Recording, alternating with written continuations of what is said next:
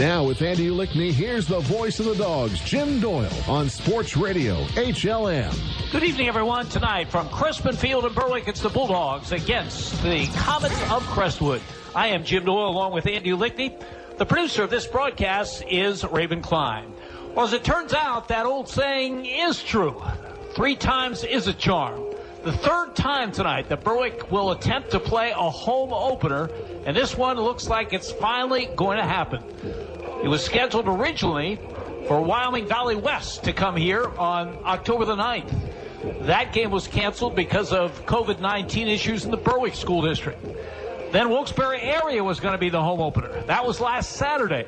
That was canceled because of COVID-19 issues in the Wilkes-Barre district.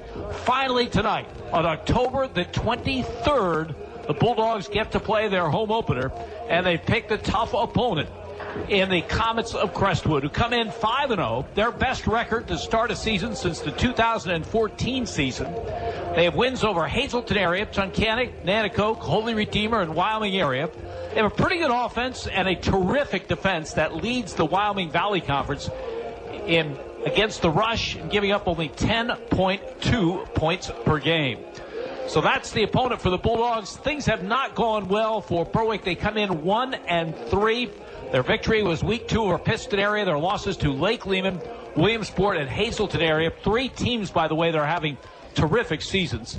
And the Bulldogs have had one of those Murphy's Law seasons. Anything that could go wrong has gone wrong. Again, we've not had looked at the same lineup for 2 games in a row. And again, some good news.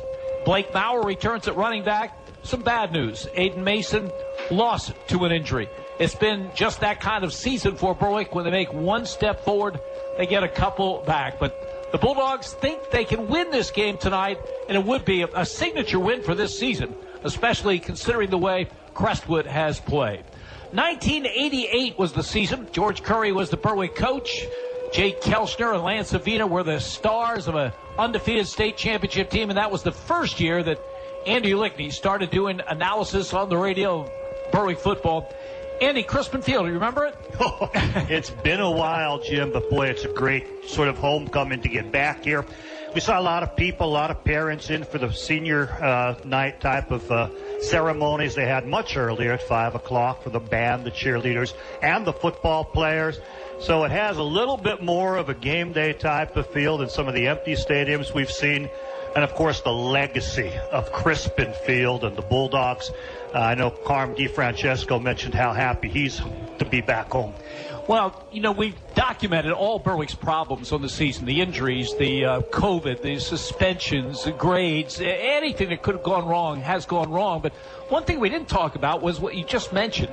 You know, I've done hundreds of interviews with coaches over the years, and they all mention Crispin Field, even though I haven't asked about Crispin Field. There is, you know, everybody has a home field. They feel a little more comfortable there, but there's something special about this place, and it's not insignificant that Berwick has 4 games and all of them have been on the road. Yeah, and I think it'll be interesting, too, with so many young players on the Berwick team, you know, the limited numbers, for them to get on this field and feel it for the first time.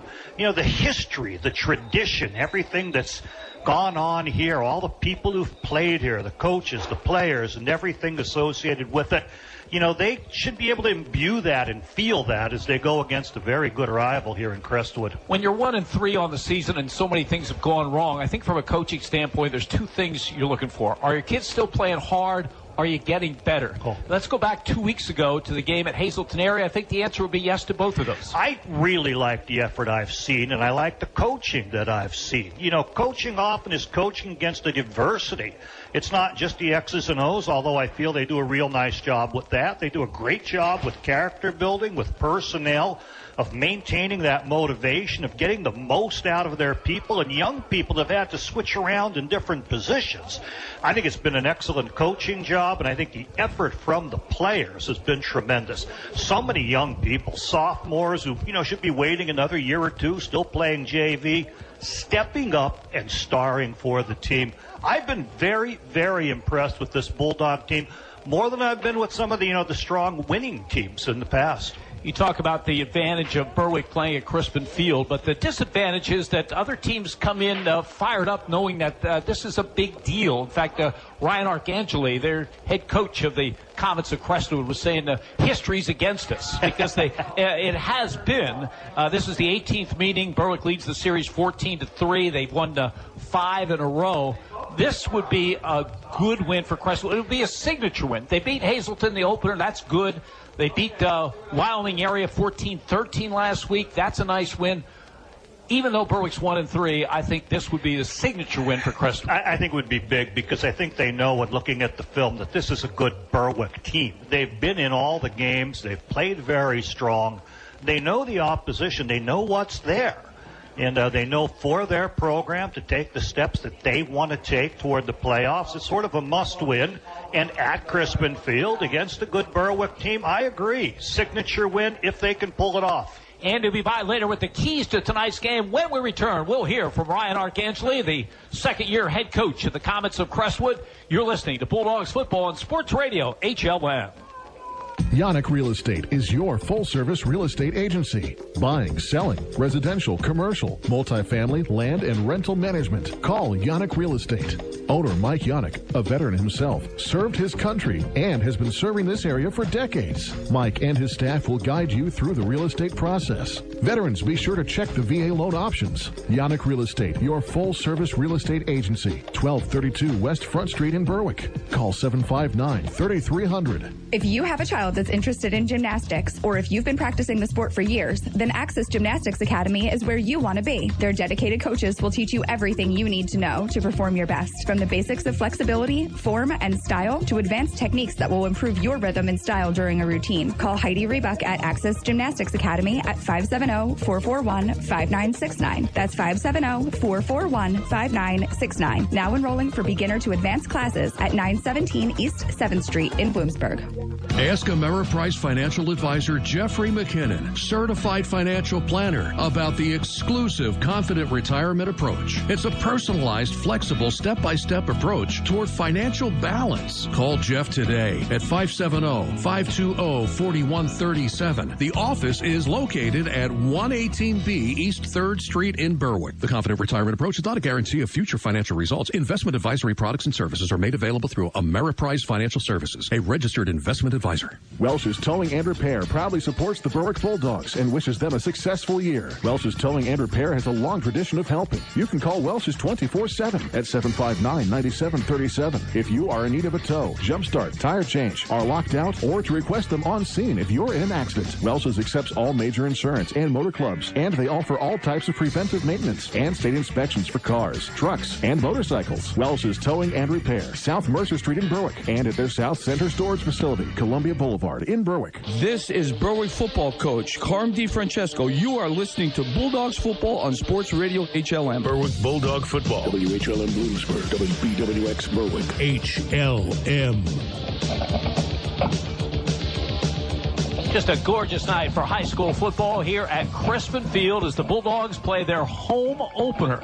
First time Berwick has played here on the artificial turf of Crestwood Field in 358 days. Their last game was a semifinal in District 2 a year ago against Tunkhannock. Tonight, they face a real challenge taking on undefeated Crestwood. And one of the big reasons why Crestwood is unbeaten is their defense. The Comets have limited the opposition to just 10.2 points a game. Crestwood coach Ryan Arcangeli on the strength of his team's defense. And the strength of our defensive line defense really comes with our defensive line, as I kind of alluded to that quickly. Just athleticism up front, the ability to play multiple players, get young kids time, gives us great depth. And with that great depth, we can go 4 quarters and have a high energy consistently. Then in the back end, having Brendan DeMarzo, a 2-year starter at the free safety or strong safety position to align us correctly, says a lot for us and gives us the right position to make plays. Offensively, what do you say your strength is? Skill players. Our skill players are doing a great job of making it easy for our offensive line, who's very young, left side of our line, some sophomores up front that have come a long way. But when you have, skill players at the receiver position, at tight end, at fullback, that have played there. They've been there. They can kind of help those guys through. So our skilled players on the edges bring good speed, athleticism, and have been helping along a young offensive line. We talked about your strength on defense. You'll be facing a Berwick offense that's coming off a pretty good effort in their last game against a good Hazelton area team with 25 points. What are your concerns with their offense? Offensive line play. They come at you quick. They come off the ball like they're supposed to be at Berwick. It's still a strong Berwick team. So first thing that jumps off is the offensive line coming downhill. The option attack certainly is going to put us on our heels. And now that you have a guy that's got games under him, number 17's done a really nice job of conducting that offense, found something going kind of in that spread attack versus Hazelton. And if we don't play great assignment football, they have some skilled players that can hurt us. So we're going to be on our game. We have to have a great week of preparation, and we just have to know where their skilled players who can break it open at any moment are at all times. And what do you see as their strengths on defense? Defensively, I think, again, it's in the trenches. Having some really tough defensive line play. They play really well with their hands, which in defensive line, it's just what you have to have, and I think that they have that. Two linebackers come in and have done a really nice job. Number 8, rangy guy, gets a chance to play a little bit of tight end for them as well, and they run well sideline to sideline. So it's going to be a real challenge for us to contain that defensive line, and certainly when you have to do it at Berwick, it makes it that much harder. Crestwood head coach Ryan Arcangeli. The number 17 he referred to is Berwick quarterback Benny Noor, and the number 8 he referred to is Berwick's outstanding linebacker Taji Taylor. Arcangeli's done a good job at Crestwood. It's just his second season as head coach after 10 seasons as an assistant to Greg Myers. Last year he led them to a 7-5 record, went into the second week of the postseason playoffs. They had a streak of 4 straight losing seasons before finishing 7-5, and this year doing even better. 5-0 coming into this game against the Bulldogs tonight. Berwick against Crestwood. We'll check the starting lineups when we return. You're listening to Bulldogs football on Sports Radio, HLN. See the winning lineup of Chrysler, Dodge, Jeep, Ram, and also quality pre-owned vehicles at Bear Chrysler, Dodge, Jeep, and Ram in Berwick. They have a body shop and a full service center servicing all makes and models, and they've been servicing your community for over 30 years. Bear Chrysler, Dodge, Jeep, and Ram has earned the highest possible ratings from Chrysler and the prestigious J.D. Power Award for Excellence. Need a truck? Bear has a vast inventory, including 2020 Ram Motor Trend Truck of the Year, or choose one of the 50 new Jeeps in stock. Bear Chrysler, Dodge, Jeep, and Ram, Pine Street in Berwick. Are you looking to meet an elder care need? Do you or a loved one need assistance with any of the instrumental or basic activities of daily living? Brookdale Senior Living has a solution. Brookdale Bloomsburg, located at 420 Schaefer Road, is a premium personal care home offering a family atmosphere along with round-the-clock nursing care. Call 570-387-6868 to learn more. Better yet, we invite you to drop in and meet the Brookdale family and learn how we can offer an optimum aging experience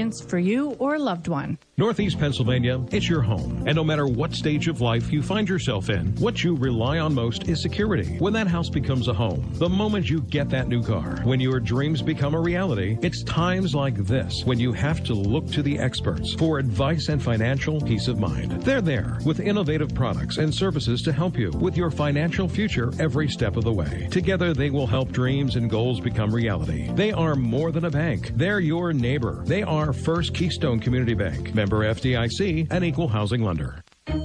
Neighbor Fence Company has fencing for where you want it, serving Columbia, Montour, and Luzerne counties. Neighbor Fence provides top-quality residential and commercial fencing, vinyl, chain link, wood, aluminum, and ornamental fencing, plus vinyl railing and specialty products. Neighbor Fence Company, 1140 State Route 239 in Wapwallopen. Call 570-752-4423 or visit them online at neighborfencecompany.com. Neighbor Fence Company is a proud sponsor of local youth athletic teams. This is Berwick football coach Carm DiFrancesco. You are listening to Bulldogs football on Sports Radio HLM. Berwick Bulldog football. WHLM Bloomsburg, WBWX Berwick.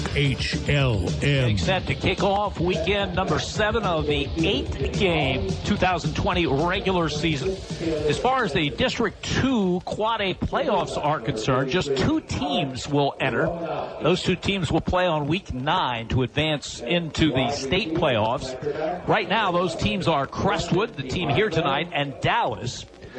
Berwick would have an outside chance if they defeat Crestwood tonight and they defeat Dallas next week, and then maybe in between those 2 games if they are able to schedule another game, because Berwick's going to come up short because of the games they lost. They lost games to Wyoming Valley West and Wilkes-Barre. Those games have been canceled. They will not be played. It's really unfortunate for Berwick. Those are 2 big schools, a 6A school, a 5A school, and a chance for big points if the Bulldogs could have come up with victories, but instead they won't play those games. They're not in an advantageous position to get into the postseason, but still not completely out of it at this point. Here's the starting lineup for the undefeated Comets of Crestwood. At the tight end, number 44, Logan Arnold. He is a 6'1", 215-pound senior. Has caught 7 passes on the season for 76 yards and 2 touchdowns. If they go to double tights, we'll see number 36, Ryan Harding. He is a senior, 6'1", 205 pounds. There are 3 sophomores starting on the offensive front for Crestwood. In fact, on their depth chart, they have 13 sophomores altogether. 7 of them are starters. So Ryan Arcangeli building a really good program. It's mentioned 7-5 last year, 5-0 this year, and a lot coming back next season. The left tackle is one of those sophomores I just referred to, Aiden Jardine. He wears number 68. He is a 6'3", 260-pounder. The left guard is a sophomore, number 72, John Jones, 6 foot, 270 pounds. And the starting center, another sophomore, Chris Malenik, number 66, 5'11", 225 pounds. The right guard is number 70, Matt Dean. He is 5'10", 220 pounds, a senior. And the right tackle is a junior, number 64, Josh Snyder, 6 foot, 240 pounds. The leading receiver on this team is number 17, Nick Kreitzer. He's a 5'11", 165-pound senior with 11 catches for 227 yards and a touchdown. He's been a big play receiver, averaging over 20 yards of reception. We'll also see the second leading receiver, Brendan DeMarzo. He wears number 11. He's 5'11", 180 pounds, a senior, 10 catches on the season for 107 yards and a touchdown. The quarterback was expected to be Ryan Petrosky. He is 6'2", 185 pounds, a senior, the starter a year ago. But he's had injury issues. He's missed 3 games on the season. We may see him some at quarterback tonight, but we probably will see him more at wide receiver. He caught a touchdown pass against Wyoming area in that 14-13 win. Instead, at quarterback, we're likely to see more of number 6, Noah Schultz. He is another one of their talented sophomores, 6'1", 170-pounder. He's only thrown 15 passes on the season, only completed 7, but 3 of those passes have gone for touchdowns, and he's averaging over 22 yards a completion. He is a terrific runner, 18 carries. He's averaging just under 12 yards a carry and 3 touchdowns. They'll use 2 running backs, and they'll use them equally. Jimmy Hawley, a senior, has 42 carries. Caleb Benjamin, a sophomore, is 43. Hawley is a 5'9", 190-pound senior. He ran for 97 yards in that win over Wyoming area in their last game. On the season, averaging 4 yards a carry on 42 attempts, he scored 2 touchdowns.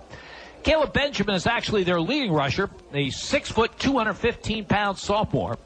247 yards rushing, 5.7 yards a carry on 43 attempts. He has 2 touchdowns. The fullback is number 33, Alex Romanowski. He is 5'8", 190 pounds, a senior. On the season, just 5 carries for 25 yards and a touchdown. That is the starting lineup offensively for the Comets of Crestwood, who come in 5-0.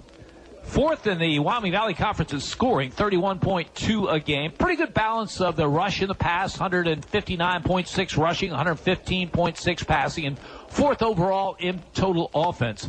It's on the defensive side where they have been outstanding this season. For the Bulldogs of Berwick, when we see a tight end tonight, we'll see a newcomer to that position, number 12, Matt Lunzinski. He is 6'1", 205 pounds, a sophomore. At the left tackle position, Jake Lanning. Boy, the Bulldogs very, very happy to have him back in the lineup. He's missed most of the season with a knee injury. He was the starting center for the Bulldogs. Coming back, he'll be their left tackle. Also does a great job on long snapping. Lanning is a 6'2", 215-pound senior. This is senior night at Crispin Field. Jake and the other 13 seniors on the team were introduced with their loved ones prior to this game tonight. The left guard for the Bulldogs will be number 61, Ethan Hughes. He is 6'3", 295 pounds, a senior. At the center position is a very talented sophomore by the name of Bruce Hartman, number 51. 5'11", 225-pounder. In fact, they think so much of the work he did at center while Lanning was out that he remains at center, and Jake Lanning moves to the left tackle position. The right guard is number 77, Jordan Young. He's 6'1", 240, a senior. And the right tackle will be either Xander Unger, number 70, 6'3", 250, a junior, or Nate Traw, number 56, a 5'10", 190-pound senior. At a wide receiver position, number 20, Braden Boone. He is 5'8", 150 pounds, a junior. 4 catches on the season for 35 yards. The quarterback is number 17, Benny Knorr. 5'10", 175 pounds, a junior. He is coming off a terrific night against Hazleton area. In that game, 16 carries for 115 yards and 3 touchdowns. He had touchdown runs of 36 and 48 yards. So he ran for 3 touchdowns. He also threw a touchdown pass to Tajee Taylor of 56 yards in the fourth quarter.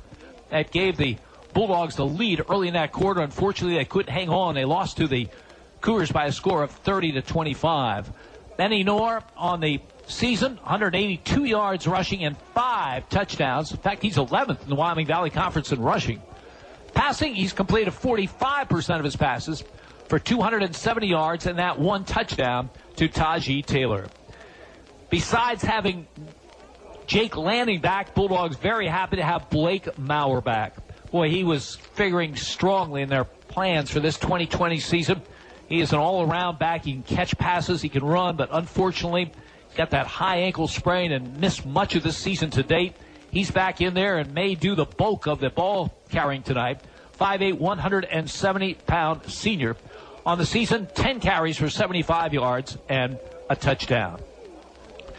We'll also see Sean Sheptock at a wing position. 6'2", 210-pound senior. Sean has carried the ball 20 times for 95 yards. He has 7 receptions of the season for 100 yards. Devin Smith will also be in the offensive mix. He is a 5'8", 150-pound senior. 7 carries on the season for 41 yards. Also has caught a couple of passes for 18 yards. That is the starting lineup offensively for the Bulldogs under Carmen DiFrancesco in his 2nd season as head coach, his 24th season overall as a high school football head coach. Bulldogs come in with a record of 1-3. Berwick against Crestwood. Keys to tonight's game, Andy Lickney. Well, keys Berwick defensively is going to be to stop the big power running game that Crestwood comes at people with. Crestwood has a very big line. The front 5, they average 243 pounds of men, and they're very athletic. Add that 6th, add the tight end. They just dropped by about 5 pounds to 238. It's a standout tight end, the big stud in Logan Arnold. So when you have that type of front, you like to establish the run. They're going to pound the football, and they come at you with big, tough runners. Jimmy Holly's there. He's a 190-pounder. He's one of the leading backs. But when they alternate with him, they go to Caleb Benjamin. And Benjamin's just a sophomore, but he's 215 pounds. So it's a physical brand of football. They like to come at you. They're going to lead with the fullback, Alex Romanowski, very tough fullback name. So he's a force in there as well. They like to run behind blockers into that big line and come at you. And add the fact that they like to run the quarterback. In fact, this team has that sort of history of being single wing a few years back. Last time we saw the single wing was out of Crestwood. That means they like to run the quarterback. They'll shotgun either to him or other people, lead blockers, and come at you with full force. So it's nothing real fancy, but it's very, very hard to stop when the personnel is big, strong, and trained very well. Berwick's job, match the physicality. Watch it coming at you. Now, there'll be some misdirection. You have to keep an eye on things. But basically, it's going to be matching the physical play. Linebackers are going to have to step up, take on blockers. The front four are going to have to neutralize some double teams that are coming at them.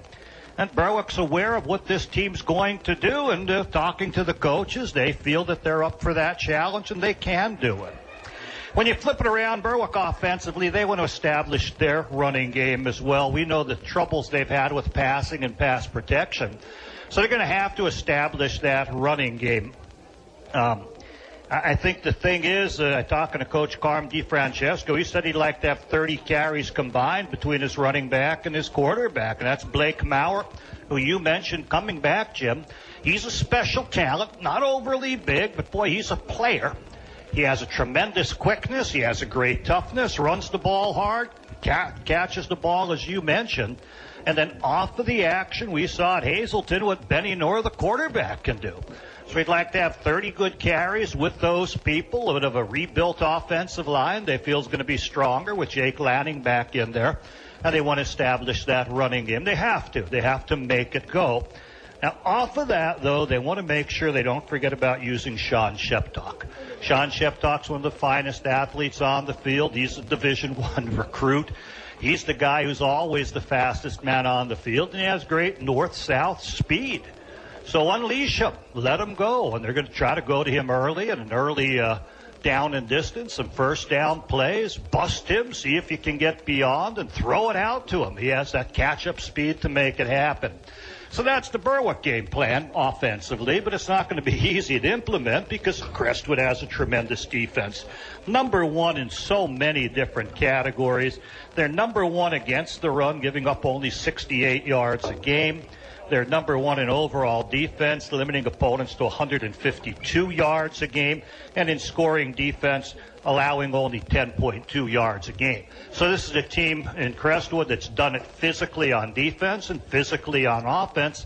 Berwick's going to have to meet that physical challenge and, meet those keys in taking people on, Jim. And Berwick has some changes on defense. We're going to see a player that we haven't seen all season long, Gavin Cunningham.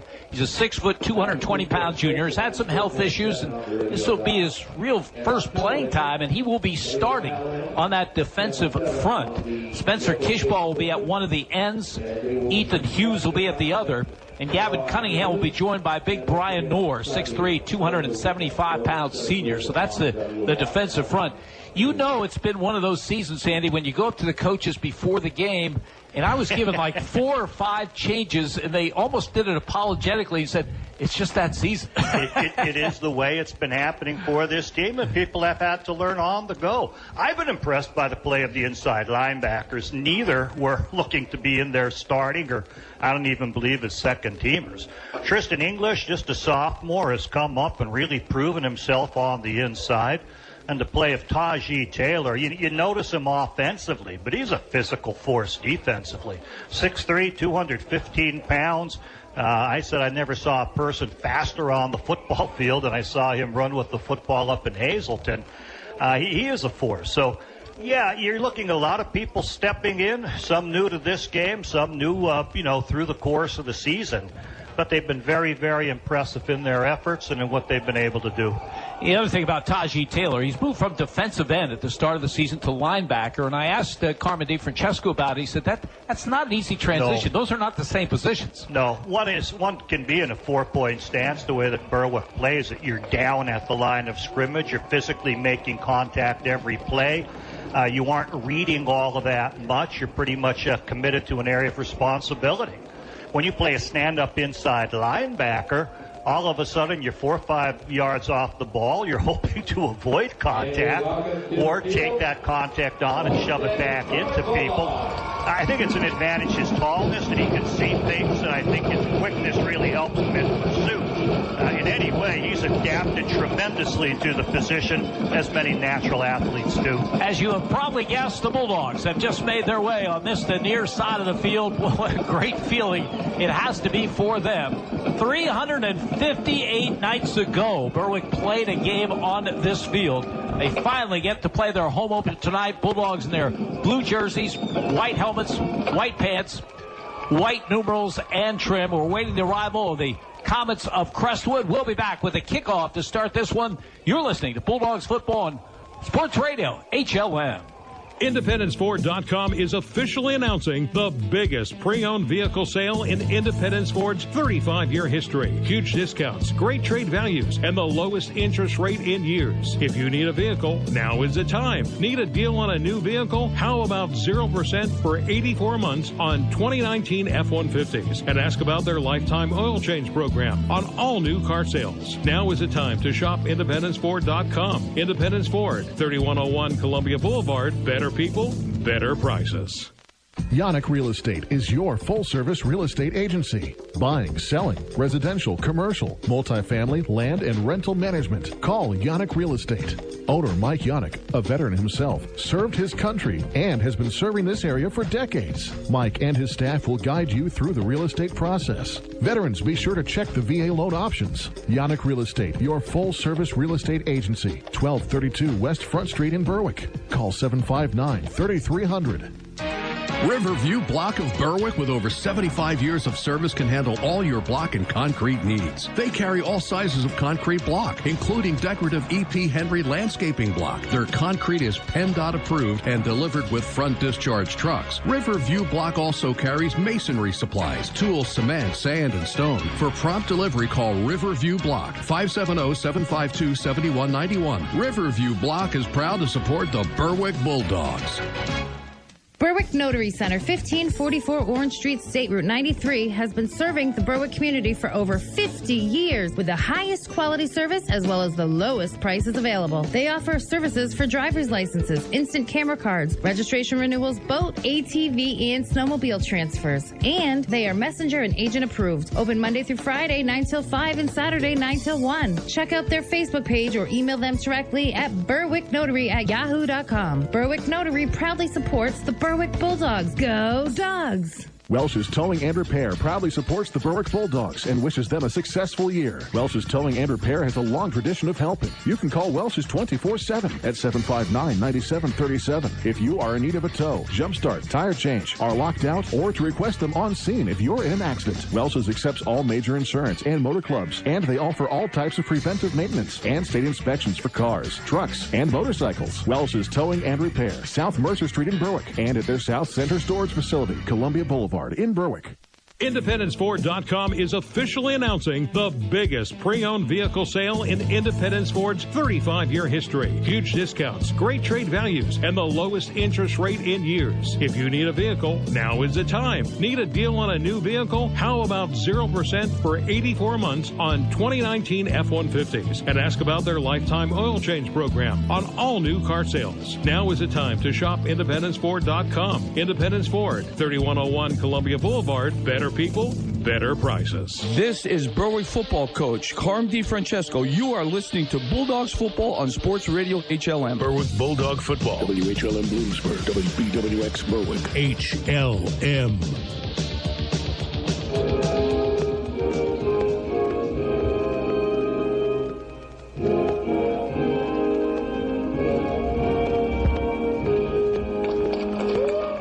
National anthem prior to high school football tonight. The home opener for the Bulldogs here at Crestwood Field, taking on the undefeated Comets of Crestwood. There are some fans in the stands. This is senior night at Berwick. The senior players, along with the senior cheerleaders, senior band members, were introduced along with their loved ones before the game, so tickets were allotted to those people. There are some people on the Crestwood side as well. Obviously not nearly as much of a crowd as we would have, particularly for a home opener, but it's just nice to see some folks in the stands. We've gone places where we haven't seen any. The officiating crew for this game, Mike Monahan is the referee.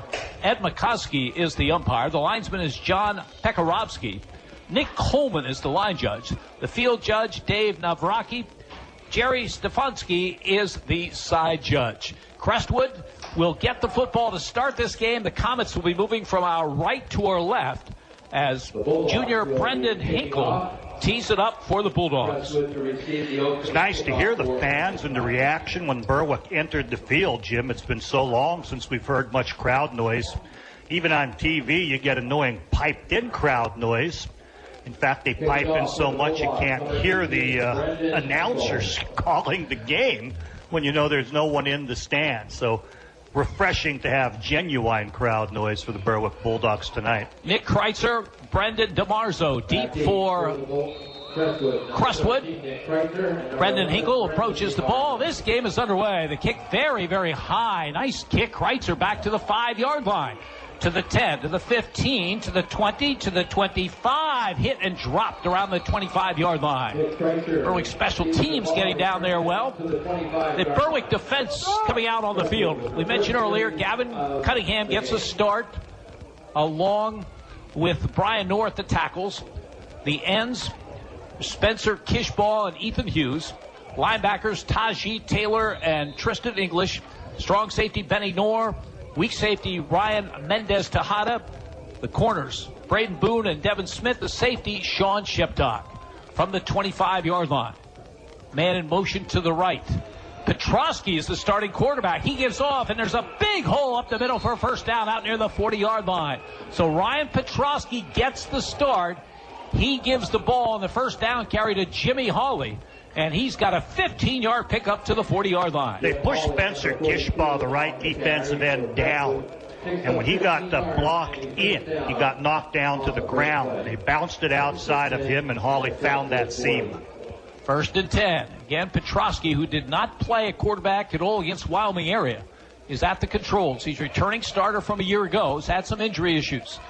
Call goes to Hawley again. A flag flies as he is brought down after a gain of just about a yard on the play. Brian Knorr among the people in on the stop for the Bulldogs. Gavin Cunningham, who's getting his first start, had some nice penetration. In the backfield, 2-3 yards. He forced Hawley to move to the outside and change his route where Berwick stuffed him near the line of scrimmage. Penalty against Crestwood.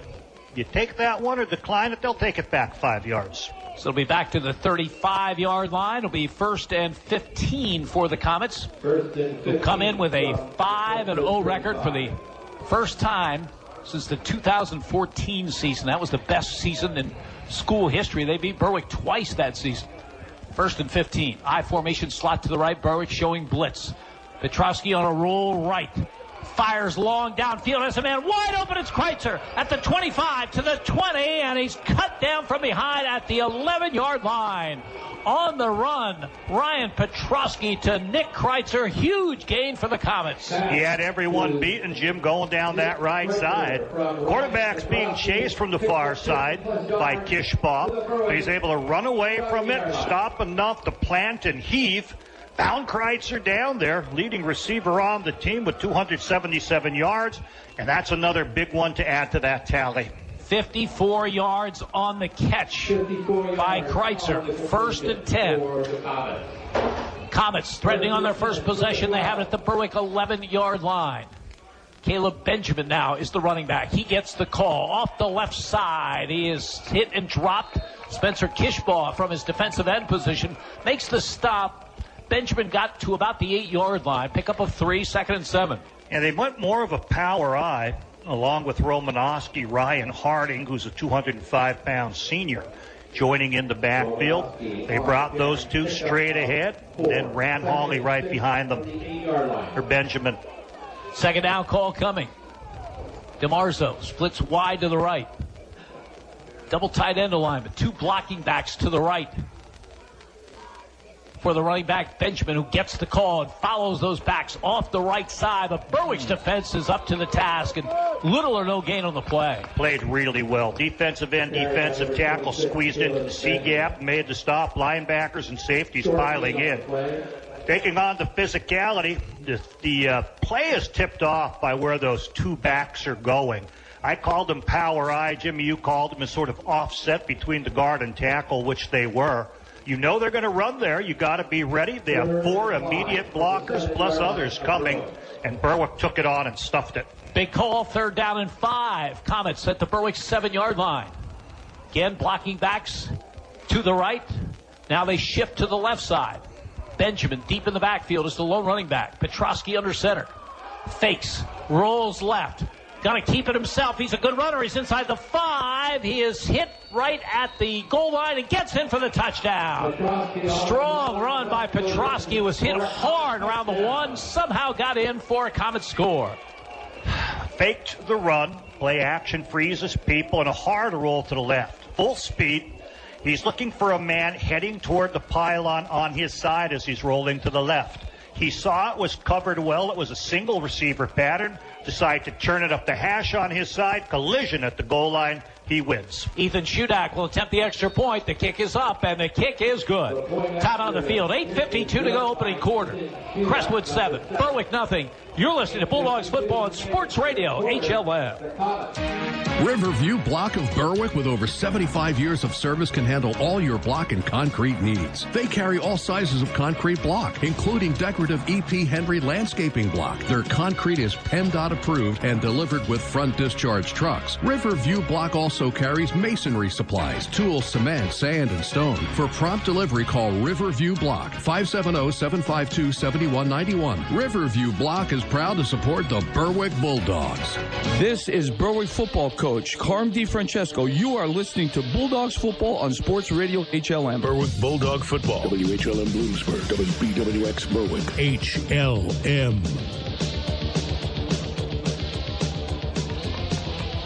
Comets of Crestwood off to a quick start in this one. They go 5 plays, 75 yards. Ryan Petrosky at the quarterback controls goes in for the 7-yard line for the score.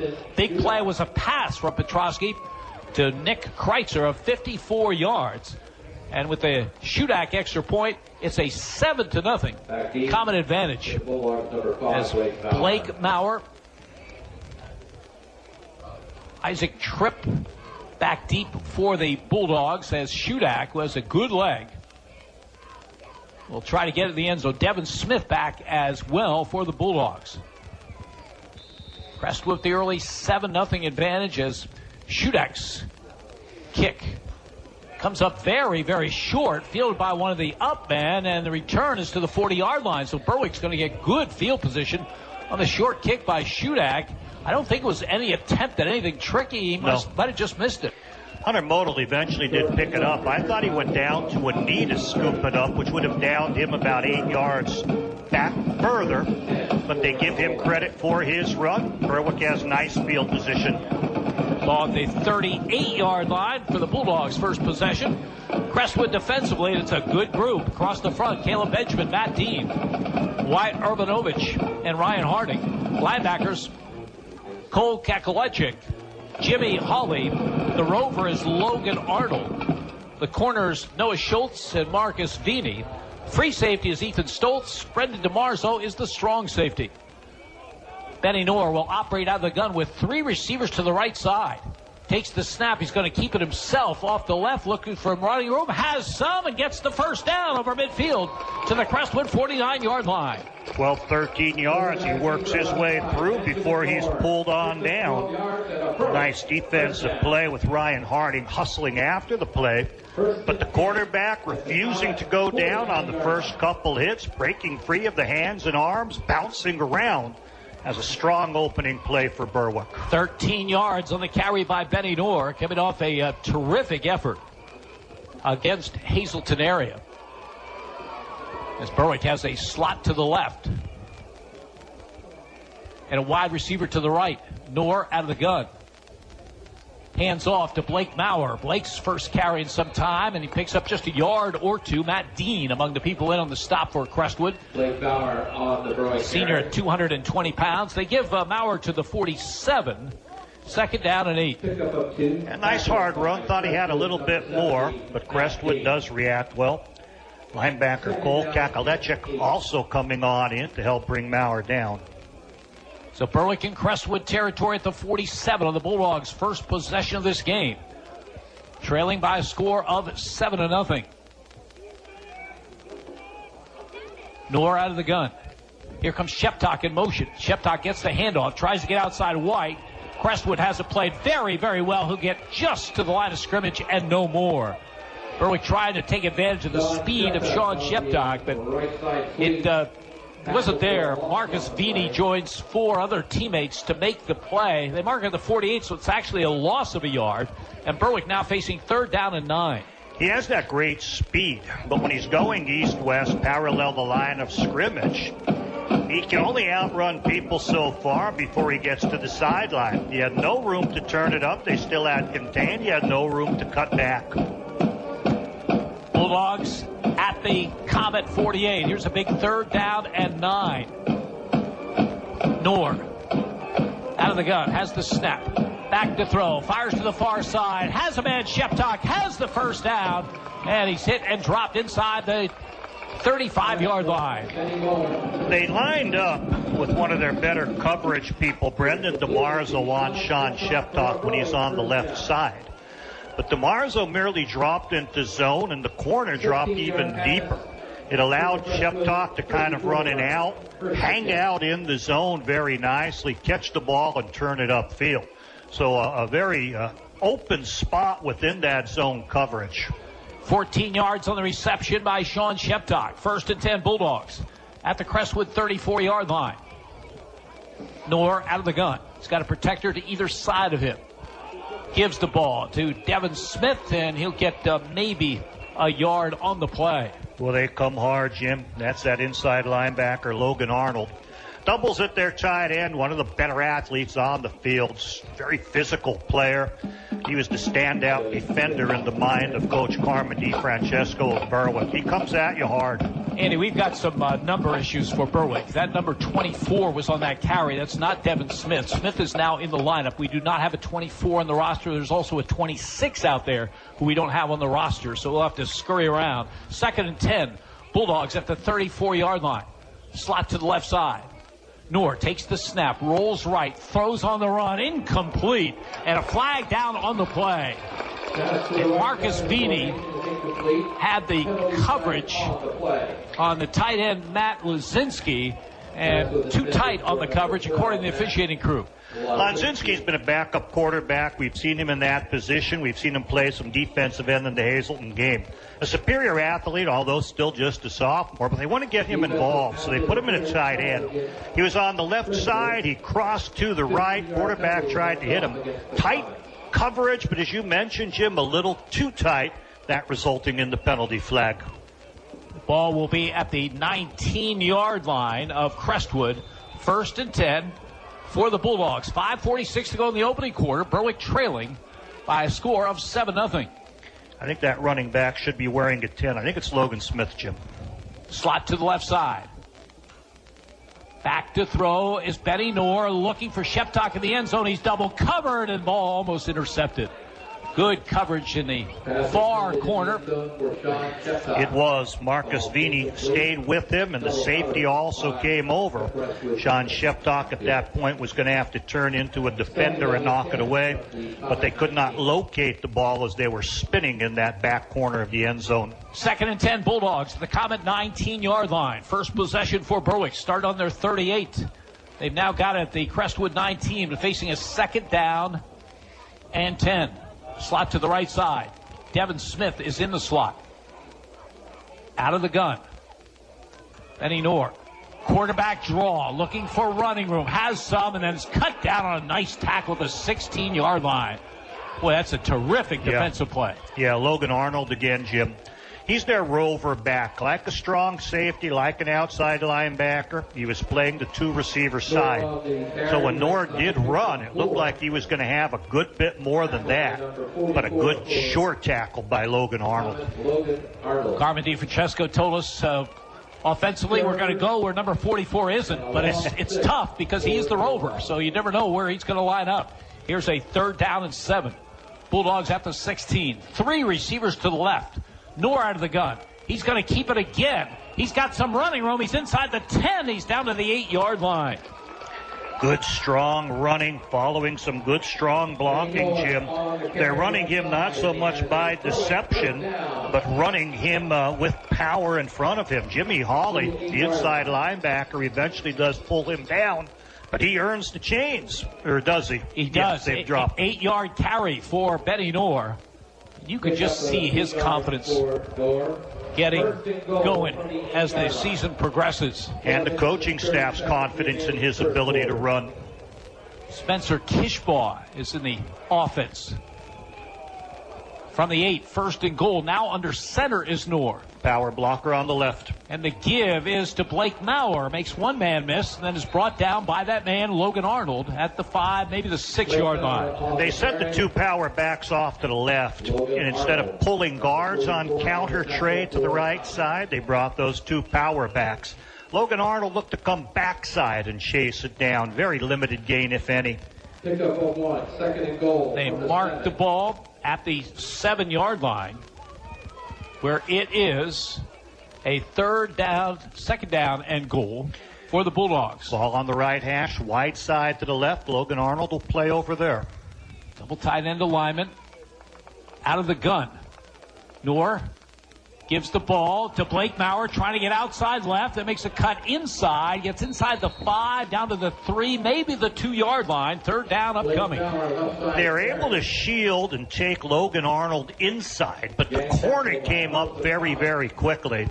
Blake Maurer then had to try to cut inside of him. A tough squeeze, but managed some tough yardage on the inside. 5 yards on the carry by Blake Maurer. 3rd down and goal for Berwick. I think you're thinking of 3rd and 4th down with runs, Jim, here from 2 yards out.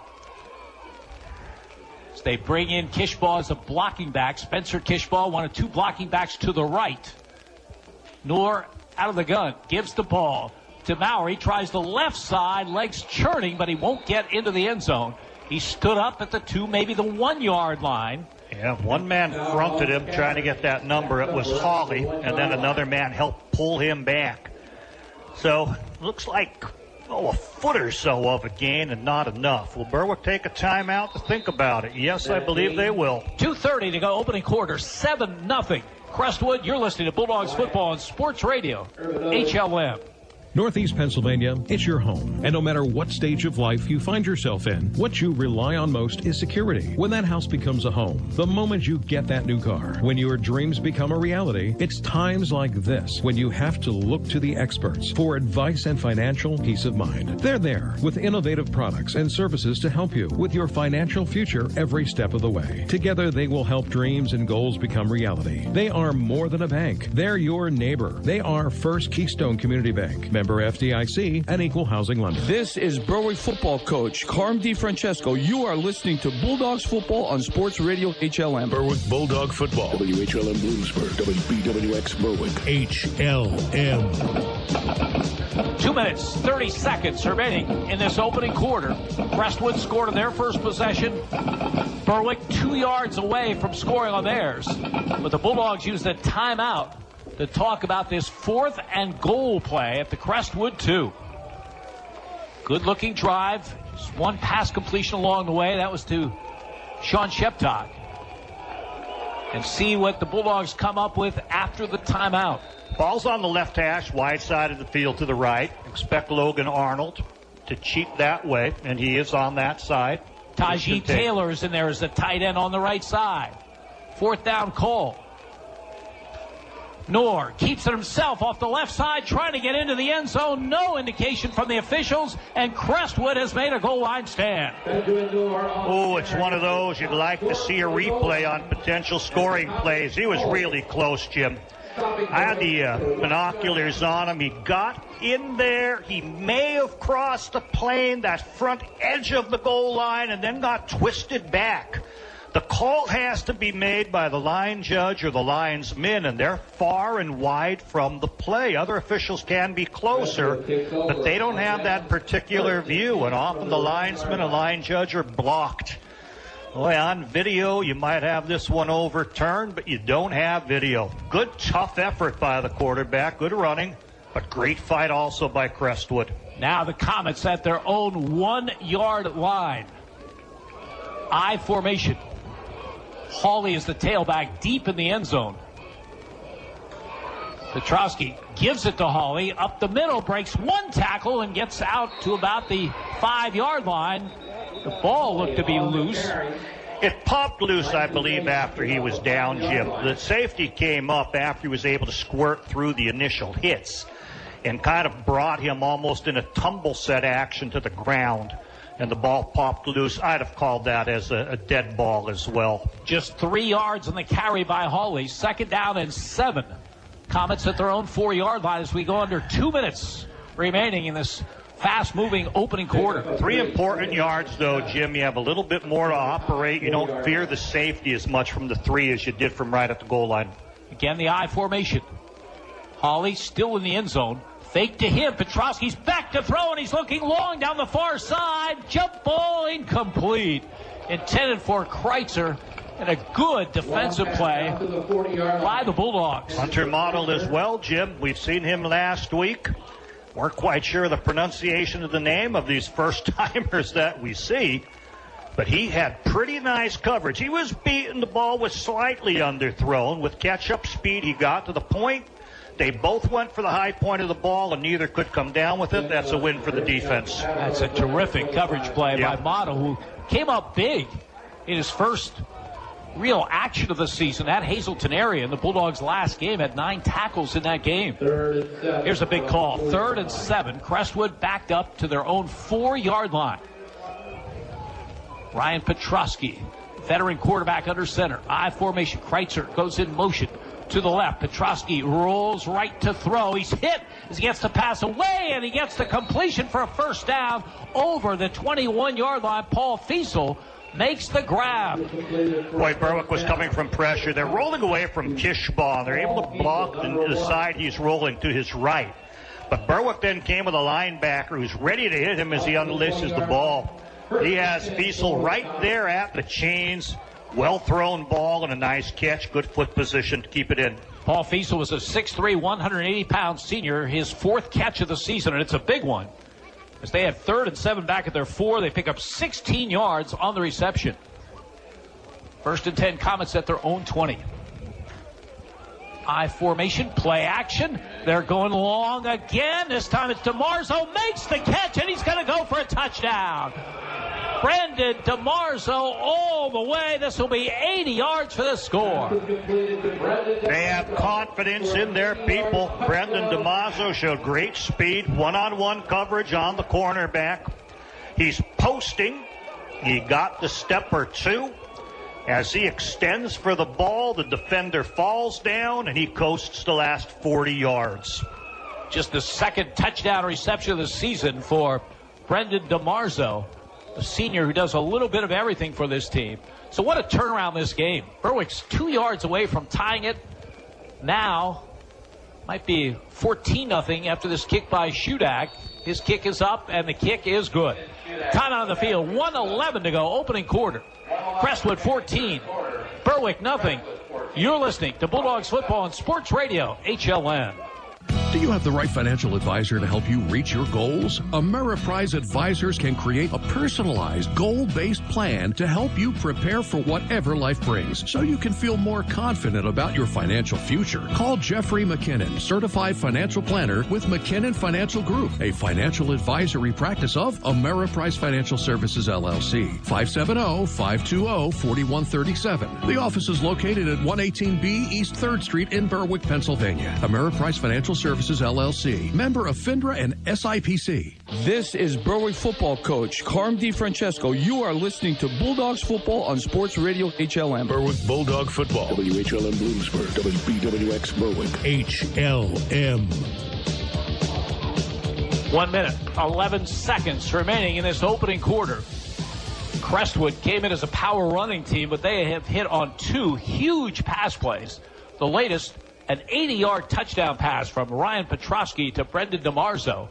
And they've extended their lead to 14-0 as they had the ball at their own 1-yard line.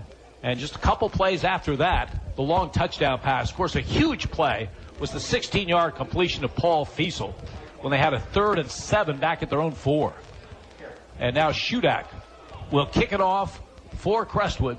3 people deep for Berwick. His first kick came up very, very short. This game has really turned around the last couple of plays. Shudak gets his full foot into it, And Blake Maurer back to the Berwick 5-yard line. To the 10. Makes a nice move to the 20. To the 25-yard line where he's ridden out of bounds.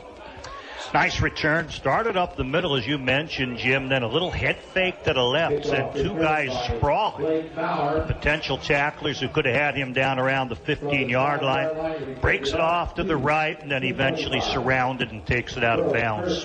So 1st and 10, Berwick at their 25-yard line. Bulldogs had a terrific drive.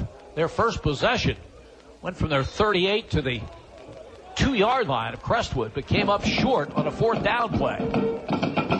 Benny Norris running, key in that drive, and the junior quarterback is in the gun with Blake Bauer to his right, slot to either side.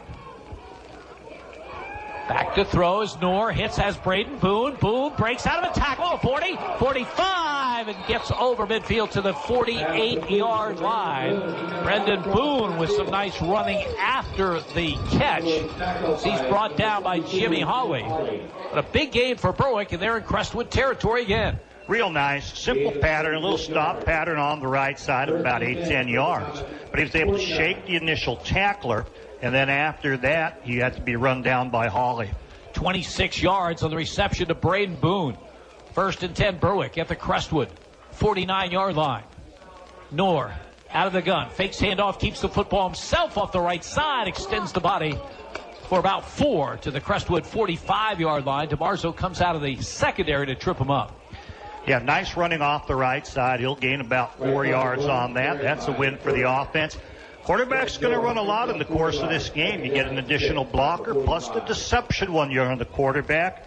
And Benny Knorr is quite a talent when he carries the ball. He had 16 carries in the last outing at Hazleton area as this first quarter comes to an end with the score, Crestwood 14, Berwick nothing. You're listening to Bulldogs football on Sports Radio HLM. You haven't had the best until you've been to Romeo's Italian Submarines. Romeo's Italian Submarines. You've got to try them. Romeo's menu includes their popular wings, wraps, ice cream, and so much more. Romeo's Italian Submarines. Open till 9 Sunday through Thursday, until 10 Friday and Saturday. Visit Romeo's Italian Submarines at 1306 Orange Street in Berwick, or visit their Facebook page to check out their delicious menu and their specials. They also offer delivery to the local Berwick area. Romeo's is a proud supporter of the Berwick Bulldogs football team. Go Dogs! This is Berwick football coach Carm DiFrancesco. You are listening to Bulldogs football on Sports Radio HLM. Berwick Bulldog football. WHLM Bloomsburg. WBWX Berwick. HLM. 1 quarter in the books here at Crispin Field, the Bulldogs home opener. Crestwood leading 14-0, but Berwick has really showed signs of life in both of their possessions. First one was a long drive that ended up coming up short at the Crestwood 1-yard line. And this second drive has them at the Crestwood 45-yard line. Berwick moving on from our right to our left as we start this second quarter. Bulldogs facing a 2nd down and 6. We've seen them throw the ball downfield a little bit, the short ones, but we've yet to see the long pass that's going to go to Sean Sheptock. Keep an eye on that. Sheptock in motion, takes the handoff, tries to sweep the right side. Power move by him, gets close to the sticks as he finished off that run very, very strong. He does. He has a power that surprises people. The thing is, he also has the speed. So you try to outrun people sometime and then finesse. This time, instead of the pitch or handoff behind him in the half moon motion, he came in motion in front of the shotgun, took the handoff, and quickly turned it up over the tight end, dropped his shoulders to finish the run, and earned the first down. He needed 6. He got 6. Berwick, 1st and 10. At the Crestwood 39-yard line. Braden Boone comes out as a wide receiver. He's replaced by a tight end, Matt Lunzinski. Berwick with a slot to the left side. Wide receiver right. Benny Knorr out of the gun. Has the snap, fakes handoff, keeps the ball himself, and he is stood up. He'll lose yardage on the play. Yep, not that time, Jim. Wyatt Urbanovich saw it. Was able to shuck his blocker away. Front the man, beat him a yard in the backfield, and then muscled him on down to the ground. Urbanovich is just a sophomore, 6 foot, 215-pounder. Loss of 2 for Benny Knorr to the 41. 2nd and 12 for Berwick in Crestwood territory. Early here in the second quarter. And the Bulldogs trailing by a score of 14-0. You hope that a little finesse and misdirection opens things up, and it moves linebackers. It won't move defensive linemen who are fighting right there in the hole. Rowan Slabinski is a wide receiver to the left. Noren 2nd and 12, back to throw, looking, fires out of the backfield, has Sheptock, can't avoid a tackler, and is pushed out by Jimmy Hawley at about the 37-yard line. They'll pick up about 4 on the play, 3rd and long Berwick. Unlike other games, though, Jim, there is pass protection being provided for quarterback Benny Knorr. Whether Crestwood is overplaying the run and not committing hard on the pass rush, Berwick's finding some time to protect the quarterback where he can look for receivers. They're hoping he could hit Sheptock, who could then turn it upfield and run with it, but covered very tightly by Hawley. 4 yards on the reception by Sean Sheptock. Berwick 3rd down and 8 at the Crestwood 37-yard line. Devin Smith wide to the left. Slabinski at a wide out as well. Sheptock in the slot. Knorr has the snap, back to throw, has plenty of time, fires over the middle, incomplete. Intended for the tight end, Matt Lunzinski. And it was Brendan DeMarzo in the coverage for Crestwood. Yeah, but thrown high. I think you're thinking Lunzinski is rather tall, 6'1", 6'2", with tight end. Hit an empty area in the zone. But you overestimated how high he was going to be able to jump for that by quite a bit.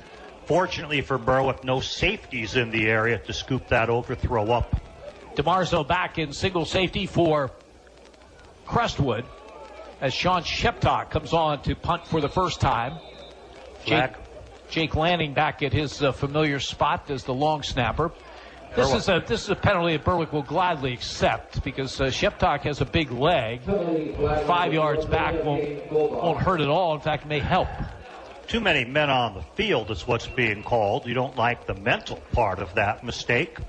But you're right, the 5 yards should not hurt the punter. I think what you'd want to do is try to kick it away from DeMarzo, who's very dangerous. He has great speed, as we've seen on his, pass reception touchdown. Sean Sheptock standing back at the Berwick 45-yard line, landing with a perfect snap. The kick is away. Very, very high. And will roll down around the 14-yard line. The ball comes back on the Bulldogs. So that's where Crestwood will put it in play. And now the pressure on the Berwick defense. They can't let this one get away in this opening half, which has 10 minutes remaining. Crestwood leading by a score of 14-0. We expected to see a lot of power running out of Crestwood. Instead, we've seen 2 long bombs, one which set up a touchdown and another which was a touchdown. Yeah, sometimes what happens is you bring your linebackers up or some of your other people up against the run, anticipating it, and then your corners are left on the island with men that are very, very difficult to cover. Wide receiver to either side.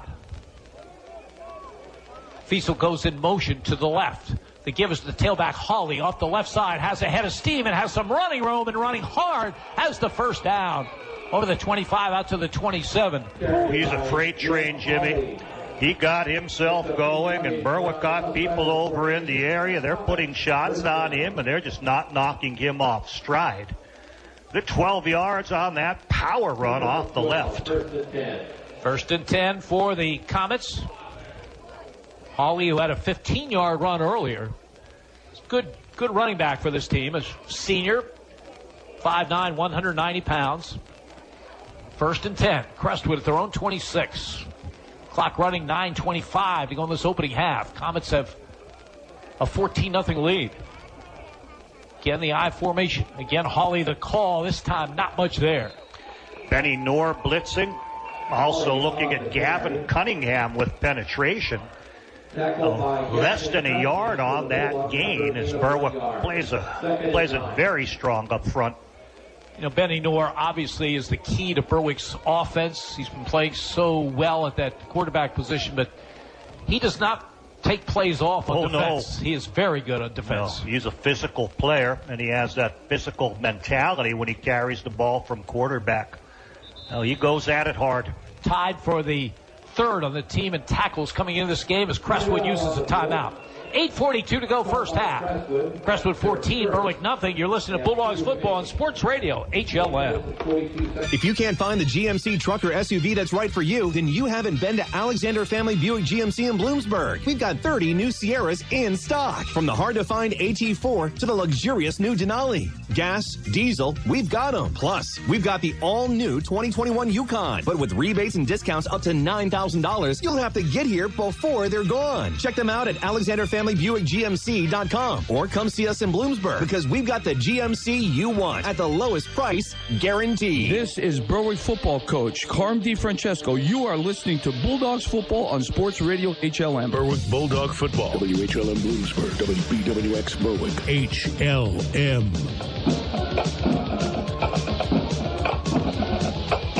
Unbeaten Crestwood with the football following their timeout, facing a 2nd down and 9 at their own 27-yard line. 8:42 remaining in this opening half. The Comets leading Berwick by a score of 14-0. Slot to the right side as Petrosky awaits the shotgun snap. Has it, will carry the ball himself off the left side. Lots of running room over midfield. Still on his feet down the far sideline and ridden out of bounds at the 33-yard line. Tashi Taylor's speed prevented the touchdown, Jim. When you're on the quarterback, you get extra blockers. The running backs are able to create interference for him. Blocked well as he went over toward the Crestwood sideline.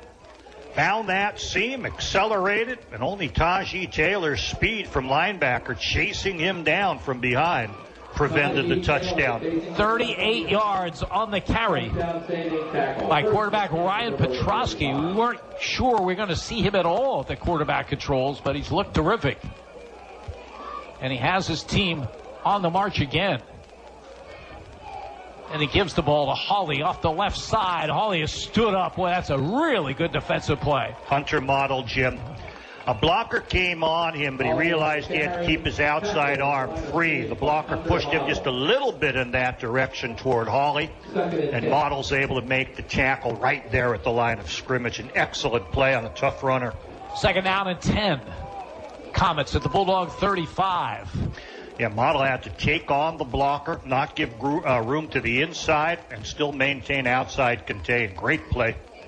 Wide receiver to either side. I formation. Petrosky gives to Hawley again. This time he's got some running room, and he's inside the 30 to the Berwick 29-yard line. Model again from that outside linebacker position, crashing inside. Not really his area of responsibility, but he has to go and make the play. But this time, Hawley, going very, very hard toward the interior, gets 7 yards out of it. 3rd down and 4. Comets at the Bulldog 29-yard line. Romanowski, the fullback, ahead of Hawley in the I formation. Petrosky under center, Berwick showing blitz. Call goes to Hawley off the left side. He bangs for the 1st down to about the 24-yard line. Tristan English is out of that Berwick lineup. They're looking to him on the sideline. So they got a linebacker out of there. Ethan Hughes checks back in along the defensive front. Berwick needs a stand as Crestwood has a 1st and 10 at the Bulldog 25. Again, Model on the tackle, has to come off for a few plays. He'll be replaced in there by Mendez Tejada. 1st and 10. Crestwood at the Bulldog 25-yard line. Model went head to head. He's actually down on the sideline being tended to. Wide receiver to either side. Petrosky fakes handoff, keeps the football, gets outside and gets close to another 1st down. Now to the 15-yard line. Good ball handling by him. Fake to Caleb Benjamin, who was in there at a running back spot at the time, and carried the ball himself. Yeah, that outside linebacker, Model's out of there, but they've been attacking that same side. The replacement got blocked in the corner. Boone eventually had to come up, but not until he got a good 8-9 yards on that. Give him 8 to the 17. Crestwood tried to add to a 14-0 lead as we hit the 6-minute mark remaining in this opening half. They have the ball at the Berwick 17-yard line. And we have a timeout called by whom? By the officials, I believe, Jim. They just want to make sure that everything's okay.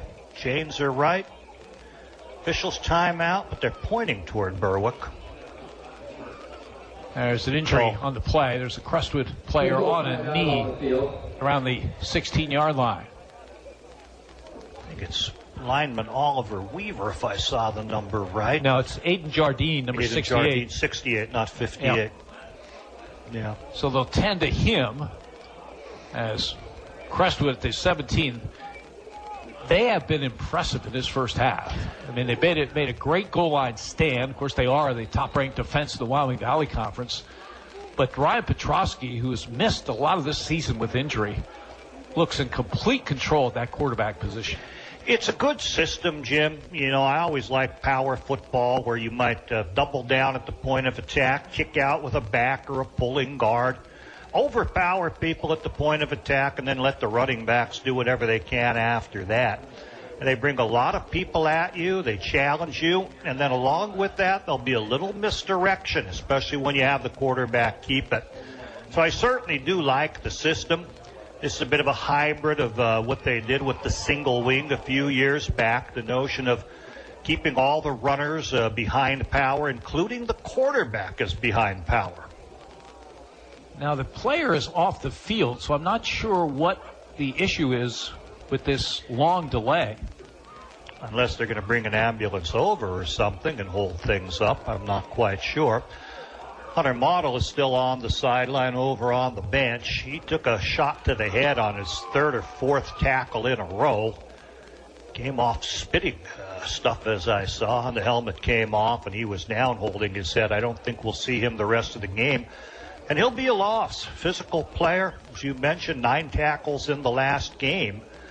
And as Crestwood's continued to attack that area where he was making tackles, Berwick looking a little bit out of joint, not quite having all the people reading things right over there. I wonder if there is blood on the field that they have to take time and spray that area. That looks to be maybe what's going on right here.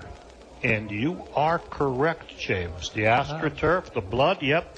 This goes back to the days of AIDS and other blood-related diseases when they put this rule in. Players can't play with blood on a jersey or any type of open cut that can be noticed. Now with the artificial surface, stop and clean it up. Sometimes players catch a shot, get some blood in the mouth, and spit it out. That might be the case because the player, was down on his knee for a little bit, worked his way over to the sideline. They're in that area now with water bottles and towels and cleaning the surface of the field. Speaking of this artificial surface, it is the 10th year for this artificial turf here at Crestwood Field. And that's usually about the time that you start testing the field and seeing whether it's time for replacement. The superintendent who recently retired, Wayne Brookhart, I talked to him about the surface. He said they've done tests on it. I guess there are certain tests they do to see how it's holding up, and he said so far it was pretty good. So they might get another season out of it, but usually the 10-year mark is about the time. It looks a little rough at some places, but we're down on the field. It seemed fine. Yeah, I was walking around. You still kick up the pellets. The newer type of artificial surface may have longer life. During this stoppage, Caleb Benjamin, one of the running backs for Crestwood, took a sprint down to their locker room for some reason. Yeah, we expected to see some of him tonight, but I've seen him a little bit down the goal line to our left, but only a couple of runs. 2nd down and 2. Crestwood at the Berwick 17-yard line. Alex Romanowski is the fullback ahead of Jimmy Hawley in the I formation. There's a wide receiver to either side. One of them comes in motion to the right. Petrosky, quarterback keeper off the right side. 1st down and then some as he gets to the 11-yard line. Tajee Taylor eventually angles and gets him by the way and spins him down. Too far away on the quarterback sneak to be able to get to him any sooner than that. 6 yards on the carry by Petrosky, who's been doing it all in this opening half. 59 yards rushing, 3 of 4 passing with a touchdown to his credit, over 100 yards. He is the returning starter from a year ago. Led them to a 7-5 record. This year, 5-0, but much of it without him. He's been injured. So gives to Hawley off the left side. Has some blocking. Jimmy Hawley headed for the end zone. Gets in there for the touchdown. Hawley in from 11 yards out for the score. Berwick on that left side is looking very, very vulnerable. Defensive end came upfield too far. Didn't keep the C gap tight. The train could get through it, and that train did go through it. And then he has an angle right for that goal line pylon, and no one stopping him from getting in. 86-yard drive altogether for Crestwood. They've had a 99-yard drive and an 86-yard drive. Ethan Hudak on for the point after. Ethan Hudak will attempt the extra point out of the hold of Brendan DeMarzo. Snap is there. Hold, placement, kick is up, and the kick is good. Time out on the field, 5:08 to go first half. Crestwood 21 and Berwick nothing. You're listening to Bulldogs football on Sports Radio, HLM. The Mayo Funeral Homes, located at 110 Chestnut Street in Berwick and 77 Main Street in Chickashinny, are proud sponsors of Berwick Bulldog football. The Mayo Funeral Homes, serving all faiths, makes it easier for those you love with pre-arranged funeral counseling, insurance, and pre-financed funerals. Mayo Funeral Homes also offers expert guidance in both traditional and cremation services. Mayo Funeral Homes, perfection in every detail. This is Berwick football coach Carm DiFrancesco. You are listening to Bulldogs football on Sports Radio HLM. Berwick Bulldog football. WHLM Bloomsburg, WBWX Berwick. HLM.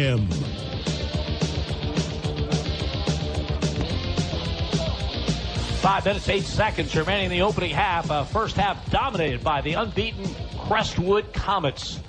Their latest score, 12-yard run by Jimmy Hawley, capping a 9-play, 86-yard drive. Biggest play along the way, a 38-yard run by quarterback Ryan Petrosky, who's been terrific in this opening half. And the lead now balloons to 21-0. Yeah, Petrosky's looked strong. We mentioned 59 yards rushing. I was estimating passing 3 of 4, but it's 150 yards in the air on those 3 passes. He's looked very strong, as has Jimmy Hawley, who now has 54 yards on the ground. Hudak will kick it off as Berwick open for a big play on special teams. Line drive kick to the far side. Tripp has it go through his legs and picks it up. And then try and reverse his field, and he goes the wrong direction as he's tackled inside the 10-yard line. He struggled in picking it up, but one through his legs. He has to turn around and get it, and then he's facing east-west rather than north-south. So he runs down the 10-yard line trying to avoid the pursuit and just can't get away as Crestwood comes in droves. 1st and 10 for the Bulldogs with 5:03 to go in this opening half. They moved the ball well on their first possession. In fact, they have a 13-play drive that ended at the Crestwood 1. And boy, that was a real turnaround in this opening half. Quarterback Benny Knorr taking it right to the goal and getting spun at that point where you wonder if there was film on it. If he'd have been awarded the touchdown, it was that close. And then a couple plays later, it's an 80-yard touchdown pass, and Berwick in the big hole now as Knorr under center from the 8-yard line. Gives the ball to Blake Maurer. Tries for some running room off the right side, gets about 4 to the 12-yard line. Yeah, strong play in there by Cole Kakalechik. That's a tough one to say, yes. Jimmy. The sophomore, Kakalechik, blocked an extra point against Wyoming area. And how big was that? They won that one 14-13. He was a starter last year on this team as a freshman. So he's a good one at that linebacker spot. 2nd and 6. Berwick at their own 12-yard line. Yeah, they have key seniors, but a lot of key sophomores as well, peppered on through their offense and defensive lineups. Knorr out of the gun. Has the snap. Gives the ball to Blake Maurer. He's got some running room, and Maurer with a good effort might have the first down. Looks like he does. Kakalechik was chasing from linebacker, got a hand on him, spun him a little bit, but Maurer kept the legs churning, got it north and south, avoided that angle hit, and does move the chains. That's big for Berwick. 8 yards and the carry by Blake Maurer back in the lineup after missing a couple of games, that high ankle sprain. And it's a 1st and 10, Bulldogs at their own 20. Slot to the left side. Sean Sheptock in that slot. Noor out of the gun. Has the snap. Fakes handoff. Looks for some running room. Trying to get outside left and turns the court to 30. The 35, the 40. Benny Noor to midfield. And forced out of bounds inside the 35-yard line. Boy, got a nice seal block from someone as he got around that left side. And a long run by Benny Noor. Yeah, it was a great block, Jimmy. I missed a number on it, and I wish I had it. Because it looked like he was going to go over left tackle. But once he got that seal on the outside, he had the corner. And he has surprising speed. Only the angle from the safety was able to prevent him from taking it all the way. As it is, really flips field position for his team. 46 yards on the carry, equals his longest run of the season. Berwick at the Crestwood 34-yard line. Lunzinski is the tight end to the right. Noor under center. Blake Bowers, the lone running back. He gets the call, tries the left side, and has a block route in front, but DeMarzo makes a nice play coming from the secondary. Well, he did. He did. He's playing more of the true safety in this 4-5-3 type of look that they like to employ. He came flying on up, dove down at the knees in that area where Blake Maurer just had nowhere to go with the sure tackle. 2nd down and 9. Berwick has 2 timeouts remaining. Clock running, 2:44 remaining in this opening half. Bulldogs trying for a score to get back into trailing 21-0. Sheptock in a slot to the right side. Noor from the gun. Gives the ball off to Logan Smith, and Smith is stood up after a short gain. Maybe a yard to the 32. Matt Dean, among the people in on the play for Crestwood. Fighting ahead. Can't blame the effort. They felt they found some vulnerability as Berwick attacks its left side as they're coming down their own sideline. But after that long run, Crestwood sort of toughened up on this same side. 3rd down and 8. Big call coming for the Bulldogs. As we go under 2 minutes remaining in this opening half, they have the ball at the Crestwood 32-yard line. Braden Boone in as a wide receiver. He's to the left. Now he's going to switch to the right side along with Devin Smith. A lot of confusion on the part of the Bulldogs. Now they get it set. And will they have to call timeout? They will. 1:38 to go opening half. 21-0 Crestwood. You're listening to Bulldogs football on Sports Radio, HLN.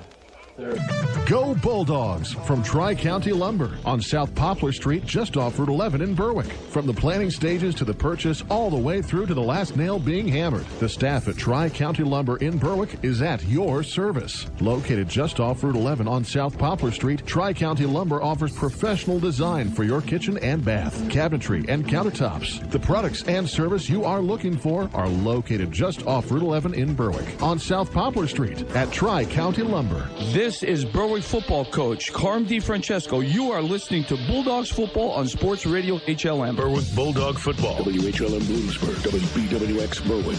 HLM.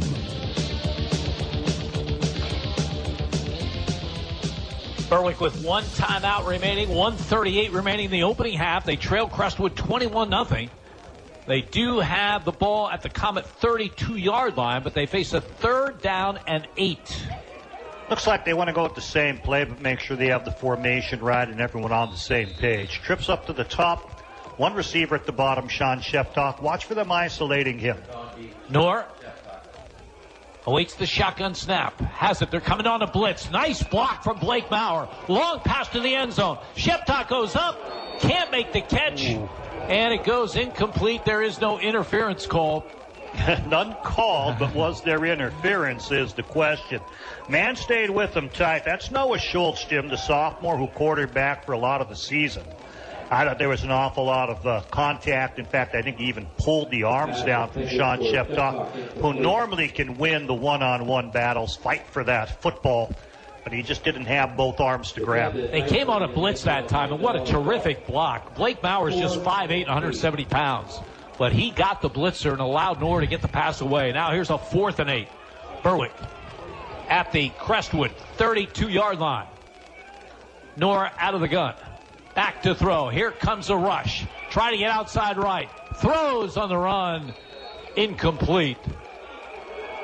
They were all over the intended receiver on the far side. Was going to come up 3 or 4 yards short of the first down.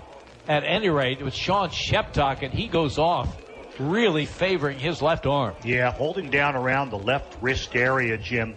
They threw it low to him. He was well short of the chains as well, and they buried him immediately on that play.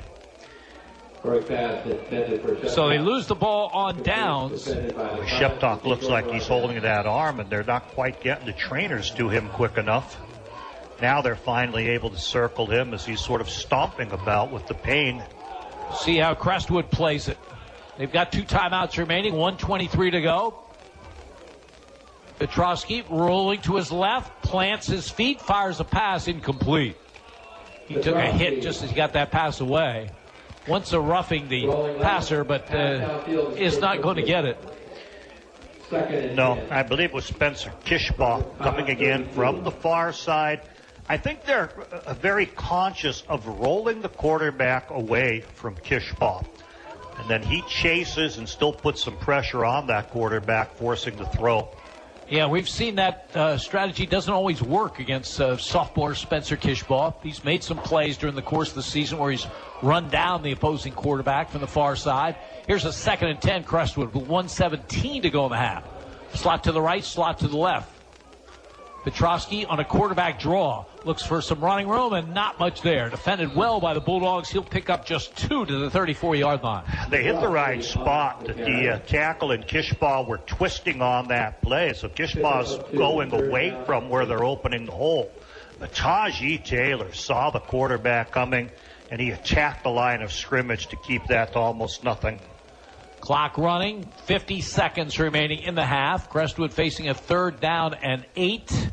Now maybe they'll use up as much time as they can and use a timeout. They have 2 remaining. Looks like what they're going to do.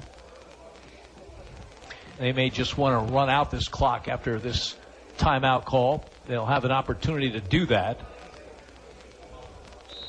And there it is. They call the timeout. Timeout called by Crestwood. 29.7 seconds remaining in this half. 21-0. Crestwood, you're listening to Bulldogs Football and Sports Radio, HLM. Quality care for your dental health at Berwick Dental Arts, 105 West 9th Street in Berwick. State-of-the-art equipment comes together with a tradition of 45 years of personalized care. From the youngest to the oldest patient, let Berwick Dental Arts doctors and staff take care of every aspect of your dental needs. They'll process all types of insurances. Make your appointment today. Call Berwick Dental Arts friendly staff at 752-4542. Berwick Dental Arts, making smiles beautiful. This is Berwick football coach Carm DiFrancesco. You are listening to Bulldogs football on Sports Radio HLM. Berwick Bulldog football. WHLM Bloomsburg, WBWX Berwick. HLM.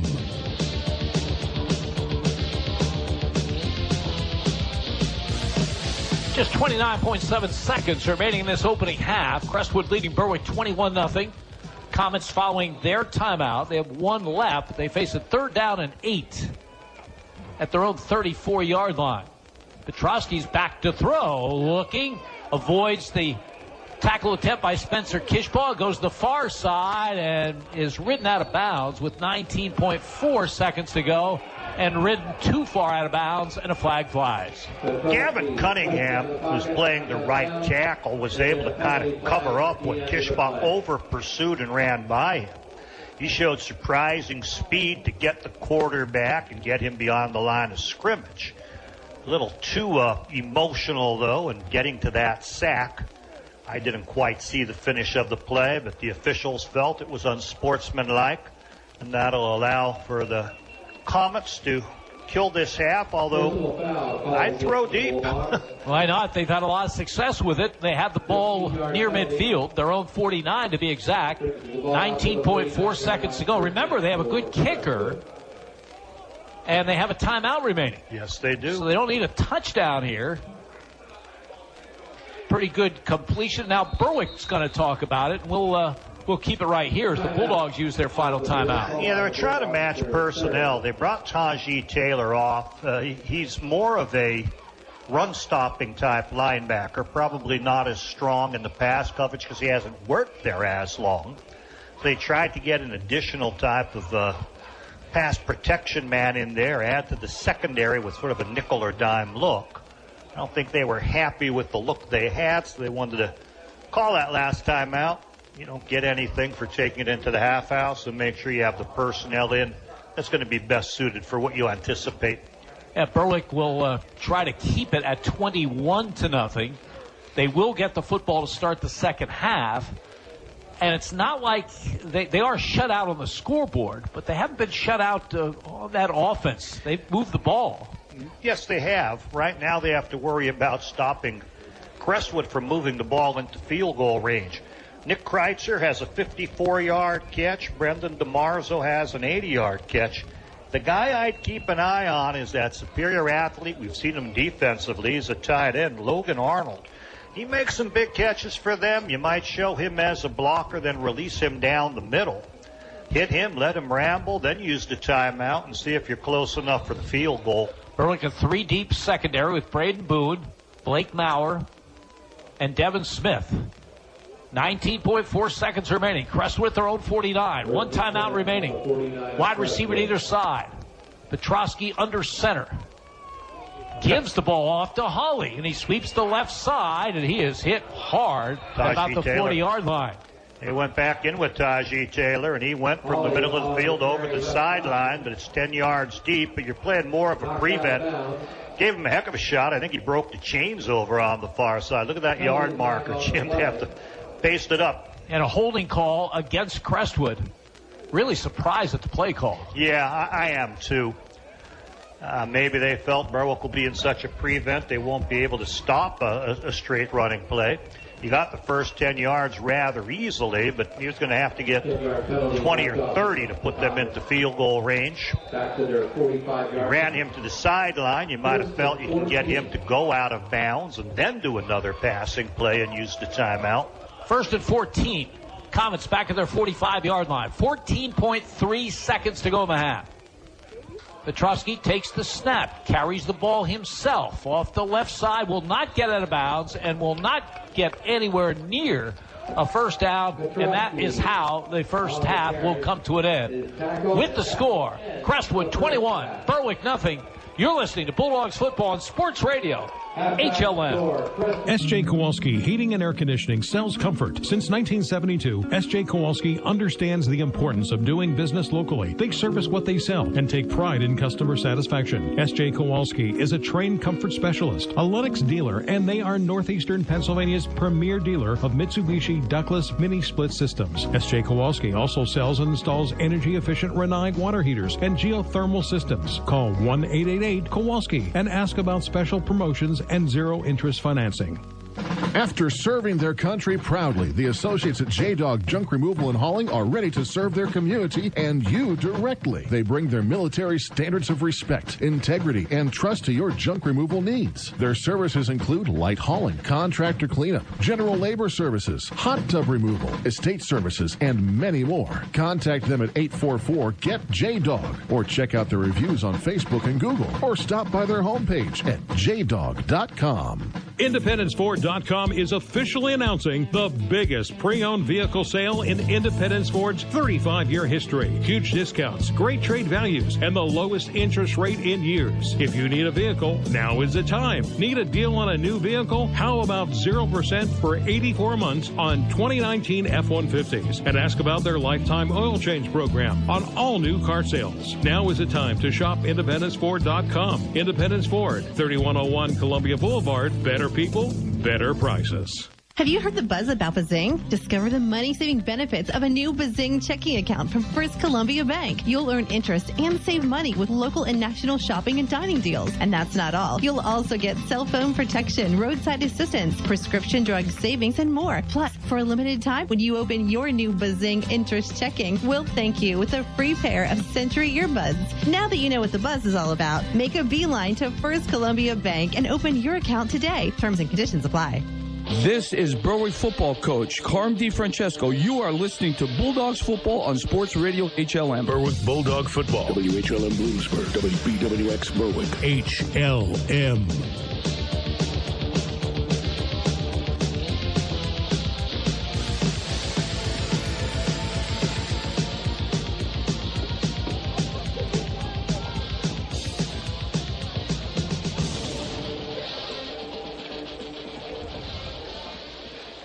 In what just might be the latest home opener in Berwick High School football history, we're at halftime here at Crestwood Field with Berwick trailing unbeaten Crestwood by a score of 21-0. Comets took the opening kickoff, put together a 5-play, 75-yard scoring drive. There was a 15-yard run by Jimmy Hawley, with the big play, a 54-yard pass completion from Ryan Petrosky to Nick Kreitzer, setting up Petrosky's 7-yard touchdown run for the score. Ethan Shudak added the extra point with 8:52 remaining. In the first quarter, Crestwood had a 7-0 lead. Berwick got the football and put together a 13-play drive. Big plays along the way, a 13-yard run by Benny Knorr, a 14-yard pass completion to Sean Shepdog. Eventually, the Bulldogs, fourth and goal at the 2. Knorr got the ball off the left side, got very close, but not into the end zone, as Crestwood held the Bulldogs at the 1-yard line. Big turnaround of the game, because just 3 plays later, Crestwood from their own 20-yard line got an 80-yard touchdown pass, Ryan Petrosky to Brendan DeMarzo. Again, it was Ethan Shudak with the extra point. Crestwood led after 1 quarter play, 14-0.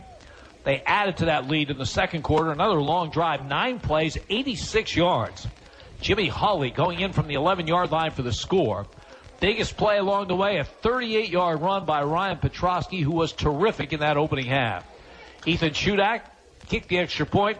Crestwood led 21-0 with 5:08 to go in the half. Berwick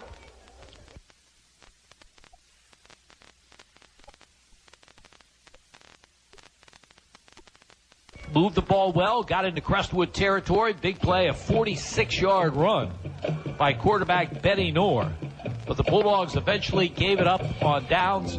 Crestwood ran out the clock, and that's how we stand here at the break. Crestwood 21 and Berwick 0. Stay with us. Andy Lickney will have the first half stats. Raven Klein will bring you updates, scores on other games. You're listening to Berwick Football on Sports Radio HLM. Choose with confidence. The Medicine Shop. At the Medicine Shop Pharmacy, located at the corner of 9th and Pine Streets in Berwick, caring goes beyond the prescriptions. Discover the one-on-one customer service and dedication that makes caring part of the culture at the Medicine Shop in Berwick. Stock up on everything you need to keep you and your family healthy all year long. The Medicine Shop Pharmacy, located on the corner of 9th and Pine Streets in Berwick, where caring goes beyond the prescriptions. Red's Roofing, the roofing ninjas of Berwick, are your roofing experts for Luzerne, Columbia, and Montour counties. With 26 years of experience and great rates, why go anywhere else when Red's Roofing will get the job done right for your decks, siding, or roofing? Specializing in metal and rubber shingles, most roofing work is done in one day. So remember the name, Red's Roofing, the roofing ninjas. Call Red's Roofing, 752-4351. Owner Harry Titus, a proud supporter of the Berwick football team. Berwick Bulldog Football, HLM.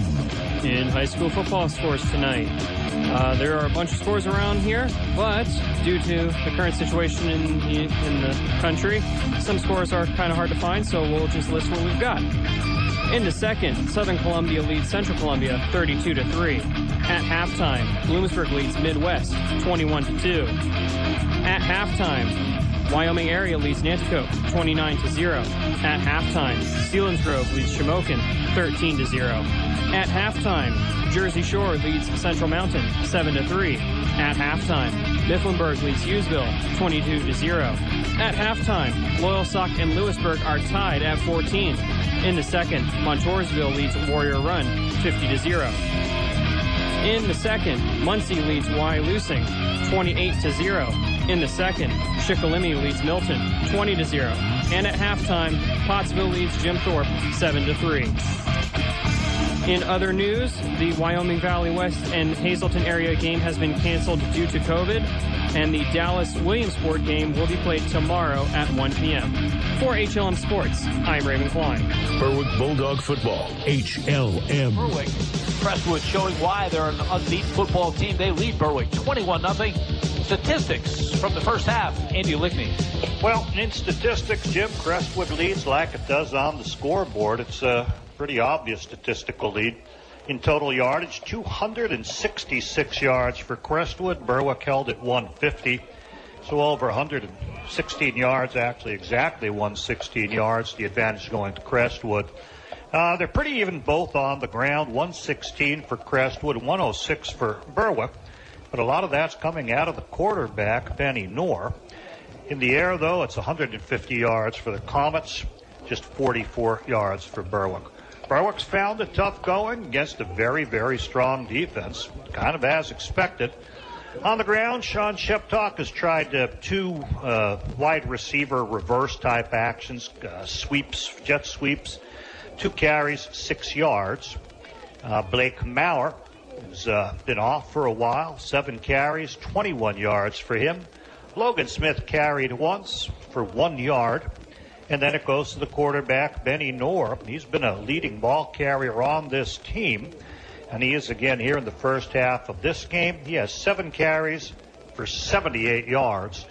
Great speed on one play in particular where he's able to come down this near sideline. And only the angles that the safety had were able to stop his speed from working its way all the way to the end zone. In the air, 3 of 8 for Berwick passing, just 44 yards. Sean Sheptock has caught 2 of the passes for 18, and Braden Boone has caught 1 pass for 26. 44 in the air, 106 on the ground. Berwick has 150 yards here at halftime. Compare their 150 to the 266 that Crestwood has. Crestwood split 116 on the ground, 150 in the air. On the ground, Jimmy Hawley has been the main ball carrier, 54 yards on 8 carries. They give it to him behind lead blockers and a very strong offensive line, and he's a freight train when he gets going. Tough runner, 58 yards, including a touchdown run. Caleb Benjamin was in, 2 carries for him for 4 yards. And then the quarterback, Ryan Petrosky, has been out of uniform for a number of games, then came back slowly and played a little wide receiver. He's the starter in this one. He's taken all of the snaps, and his own number has been called a number of times. 6 carries in all by design, 58 yards for the quarterback, making him the leading ball carrier on his team as well. So rushing for Crestwood, 16 carries, 116 yards. Passing, he's 3 of 5, but he made those 3 count for a total of 150 yards. Brendan DeMarzo has an 80-yard touchdown pass. He was posting down the middle. He had the step on the young corner. When he caught the ball on his extension, the corner fell down, and he coasted it after the 40-yard catch for 40 more yards of running on into the end zone. Nick Kreitzer caught a 54-yard pass down the far sideline, and Paul Fiesel caught 1 for 16. 150 in the air for Crestwood, 116 on the ground. 21 plays in all, offensive snaps for 266 yards. You can see that dominating Berwick's 150 yards, Jim. And Crestwood has that comfortable lead here, 21-0 at halftime. Looking very good. Yeah, I think Berwick has really more concerns on defense than offense. I mean, offense is just a matter of let's finish. I mean, 150 yards is very respectable for one half of play. They've had the ball in Crestwood territory 3 times, once as close as the 1-yard line, but defensively, they're getting gashed in a lot of different areas. They're starting to feel some of the people out of uniform, some of the injuries, some of the people who should be playing.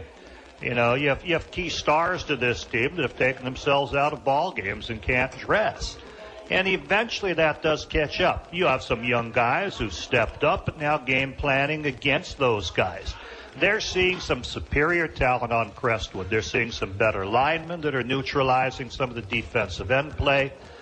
They're seeing game planning where they're running away from Spencer Kishbaugh.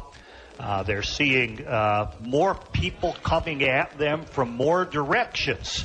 And it's just very, very hard to stop. And then add the passing game. Berwick's corners can't match up one-on-one in this particular year with the great receivers that Crestwood has and the quarterback who can put the ball out there. So, you know, they're going to give it their best effort. They're going to have to step up. They're going to have to learn to do it. Right now, they're a little bit outmanned by the Crestwood offense. They are, and we don't know the extent of the injury to Sean Sheptock, but it didn't look good at the end of the half. If he's out, you're losing a secondary player. You're losing a major force in offense. You're losing your punter. You're losing 3 players. You do, and don't underestimate Hunter Model. Model was in on 3 or 4 consecutive tackles, really getting in, and he took a shot to the head, and he's been kind of sitting holding his head the rest of the half. I don't think we see him again, and, when they did replace him, again, it's next man up, but, the next man's just not quite as strong, quite as ready, and Crestwood's attacking that area. When Berwick was making their plans over the summer, it sounded like a really good plan. At quarterback, you were going to have a Division I athlete in Blaine Cleaver, big, strong kid. Behind him, the running back was going to be Aiden Mason, one of the fastest players on the team, at 6'1", 205. Blake Maurer was going to be a marquee player at wing position. Then you got the speed of Sean Sheptock. There were so many moving parts, so much talent. On defense, you were going to have Mason Lawbaugh, all-state caliber player. You were going to have Blaine Cleaver. You were going to have in the secondary an outstanding sophomore in Dre Wilk. Now, a lot of the names I'm giving aren't in the lineup tonight or have been out for some time. It's just, the plans just fell through. No. Peyton Williams should be in there at linebacker. Blake Maurer should have been doing defensive duty for most of the season. You have people shifting positions. You have people who you thought, well, maybe a Bruce Hartman can help us defensively. Now he has to go 2 ways. I like the effort I see. I'm not disappointed in the Berwick team. You always certainly like to win. There's going to be a lot of growing and a lot of experience gained from this crazy COVID year. And players will step up from it. But, this game, they're taking their lumps a little bit. 21-0 is the lead for Crestwood here at the half. We'll be back with the second half kickoff. You're listening to Berwick Football on Sports Radio, HLM. Surprise that special someone with jewelry from J. Lilo Jewelers in downtown Bloomsburg. Lilo's is a full-service jewelry store offering one of the area's largest selections of diamonds, wedding bands, watches, sterling silver, and gold jewelry. Lilo's repairs jewelry and watches on site. You may also find that one-of-a-kind piece in the popular estate section. Come in and see Jeff for that special gift for that special someone for any occasion at J. Lilo Jewelers, 140 East Main Street, Bloomsburg. J. Lilo Jewelers wishes all athletes success this season. Whether it's the heat of the preseason or the heart of the postseason, teams will always get a little boost from playing at home. Speaking of a boost at home, State Farm can boost your savings when you combine your homeowner's insurance with your auto coverage. So score one for the home team. Talk to State Farm agents Lori Powell or Sean Black in Berwick, or Melissa Price in Nescapac about big savings for combining home and car coverage. Give State Farm agents Melissa Price, Sean Black, or Lori Powell a call today. If you have a child that's interested in gymnastics, or if you've been practicing the sport for years, then Access Gymnastics Academy is where you want to be. Their dedicated coaches will teach you everything you need to know to perform your best, from the basics of flexibility, form, and style to advanced techniques that will improve your rhythm and style during a routine. Call Heidi Rebuck at Access Gymnastics Academy at 570-441-5969. That's 570-441-5969. Now enrolling for beginner to advanced classes at 917 East 7th Street in Bloomsburg. Mason's Monogram in Berwick is gearing up for the holiday season. With over 30 years experience, this family-owned and operated business has the perfect Christmas gift for anyone, whether you shop in person or buy online at masonsmonogramming.com. They have the latest selection of Bulldog items, masks, robes, blankets, winter gear, and apparel. Indestructible silicone cups, koozies, decals, brand new Berwick Christmas ornaments, and more. Follow their Instagram at Mason's Monogramming for their latest new items. Mason's Monogram service in Berwick. Let them personalize for you. This is Berwick football coach Carm DiFrancesco. You are listening to Bulldogs football on Sports Radio HLM. Berwick Bulldog football. WHLM Bloomsburg. WBWX Berwick.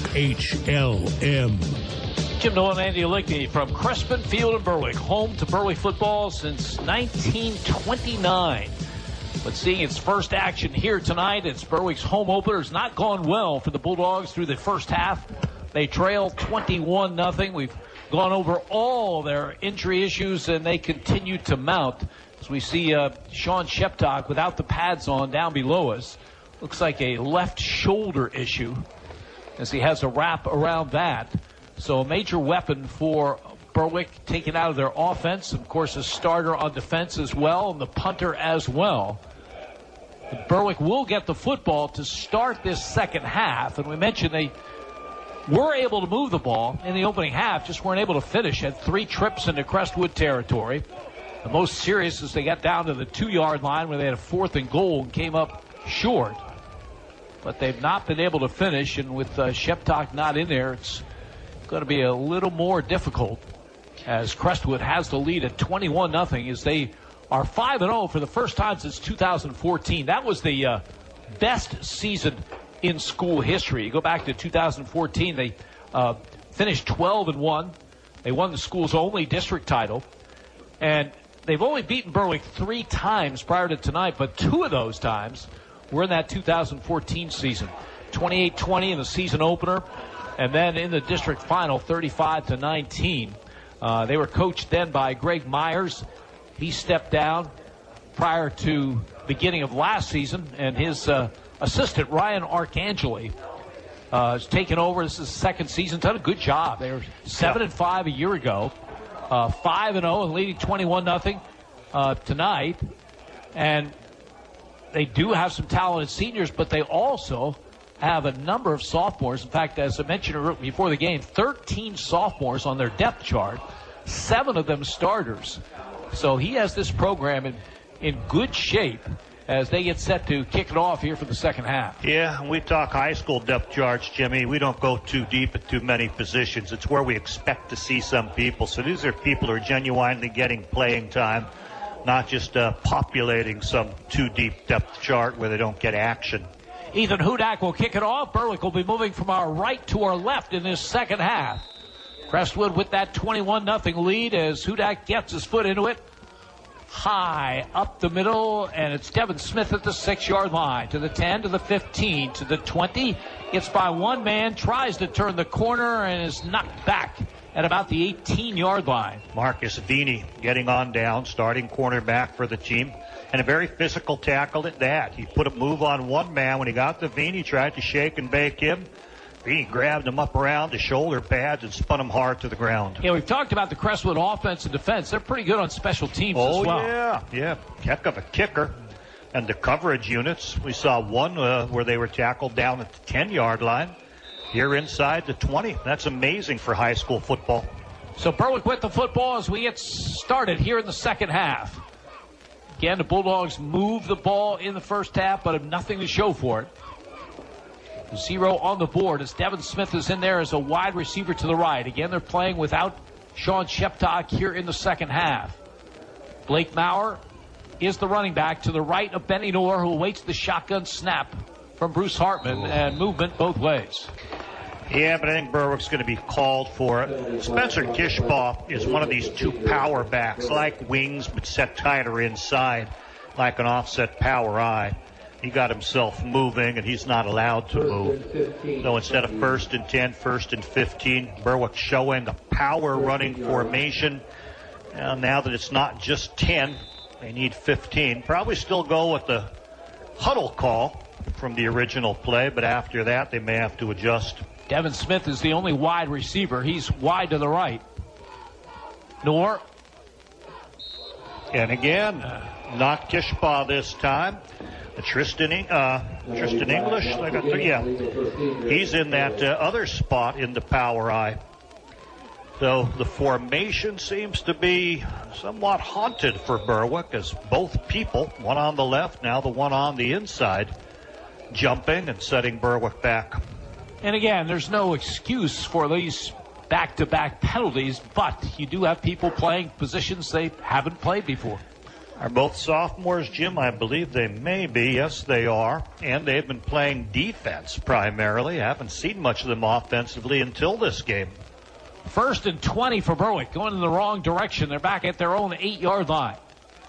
Knorr under center. Wide receiver to either side. Knorr gives to Blake Maurer, looking for running room, and there's not much there. He goes off the left, gets about 2 to the 10-yard line. Brendan DeMarzo coming up tough. They realize Berwick not showing wide receivers. There's no one to pass to, so let those safeties cheat on up almost like linebackers. Maybe a couple yards on the run. Second down and 18. Berwick back to their own 10-yard line. Just underway here in the second half. Ordinarily, you'd be looking for Sean Sheptock to maybe make something happen with his speed, but he's not in there.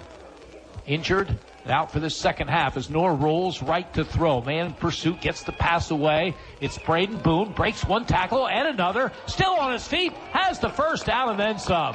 Terrific run after the catch by Braden Boone. It really was. Rolling to his right.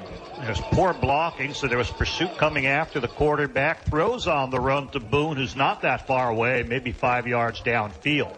But he takes off toward that far sideline where Crestwood is.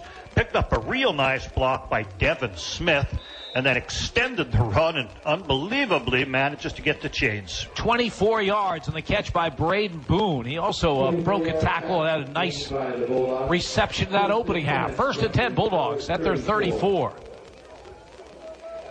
Slot to the left side. Devin Smith in that slot. Rowan Slabinski outside of him. Noor out of the gun. Hands the ball off to Logan Smith. Gets over the 35, out to about the 37, maybe the 38-yard line.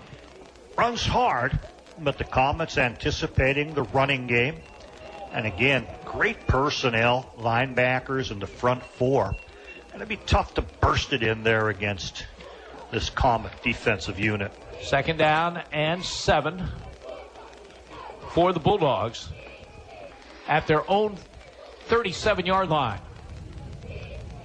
Slot to the left, wide receiver right. Benny Noor operates out of the gun. Has the snap. Gives the ball off. Blake Maurer tries the left side and gets just about a yard out to the 38-yard line. He wanted to sweep, and that was the design of the play, but there were just too many people out there. Tried to cut it up inside, but Jimmy Hawley's been having a great game offensively and defensively, in position to put the hammer to him. This is a very, very good Crestwood defense, giving up just 10.2 a game, and very good against the rush, just 68 yards a game for the opposition going in. Here's a third down and 6. Berwick at their own 38.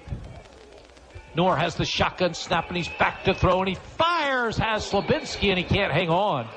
Would have had the first down at the 46-yard line. Took a pretty good hit as the ball got into his hands. It was a little high. Slabinski jumped, but it was a catchable ball. The problem is the corner read, he's behind Slabinski, and he's breaking at the same time.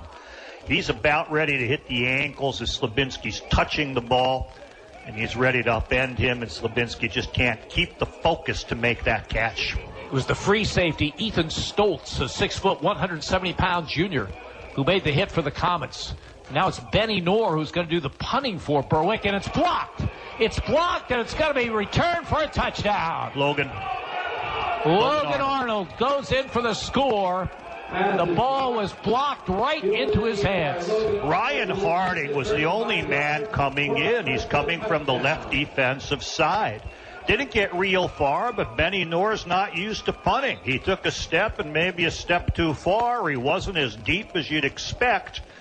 And Ryan Harding puts up his left hand. It tips it. It goes kind of sideways and forward, about 5 yards away.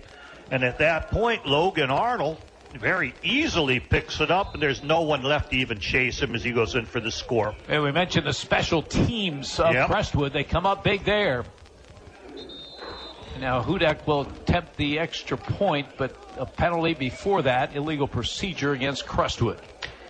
With his leg, not going to matter much.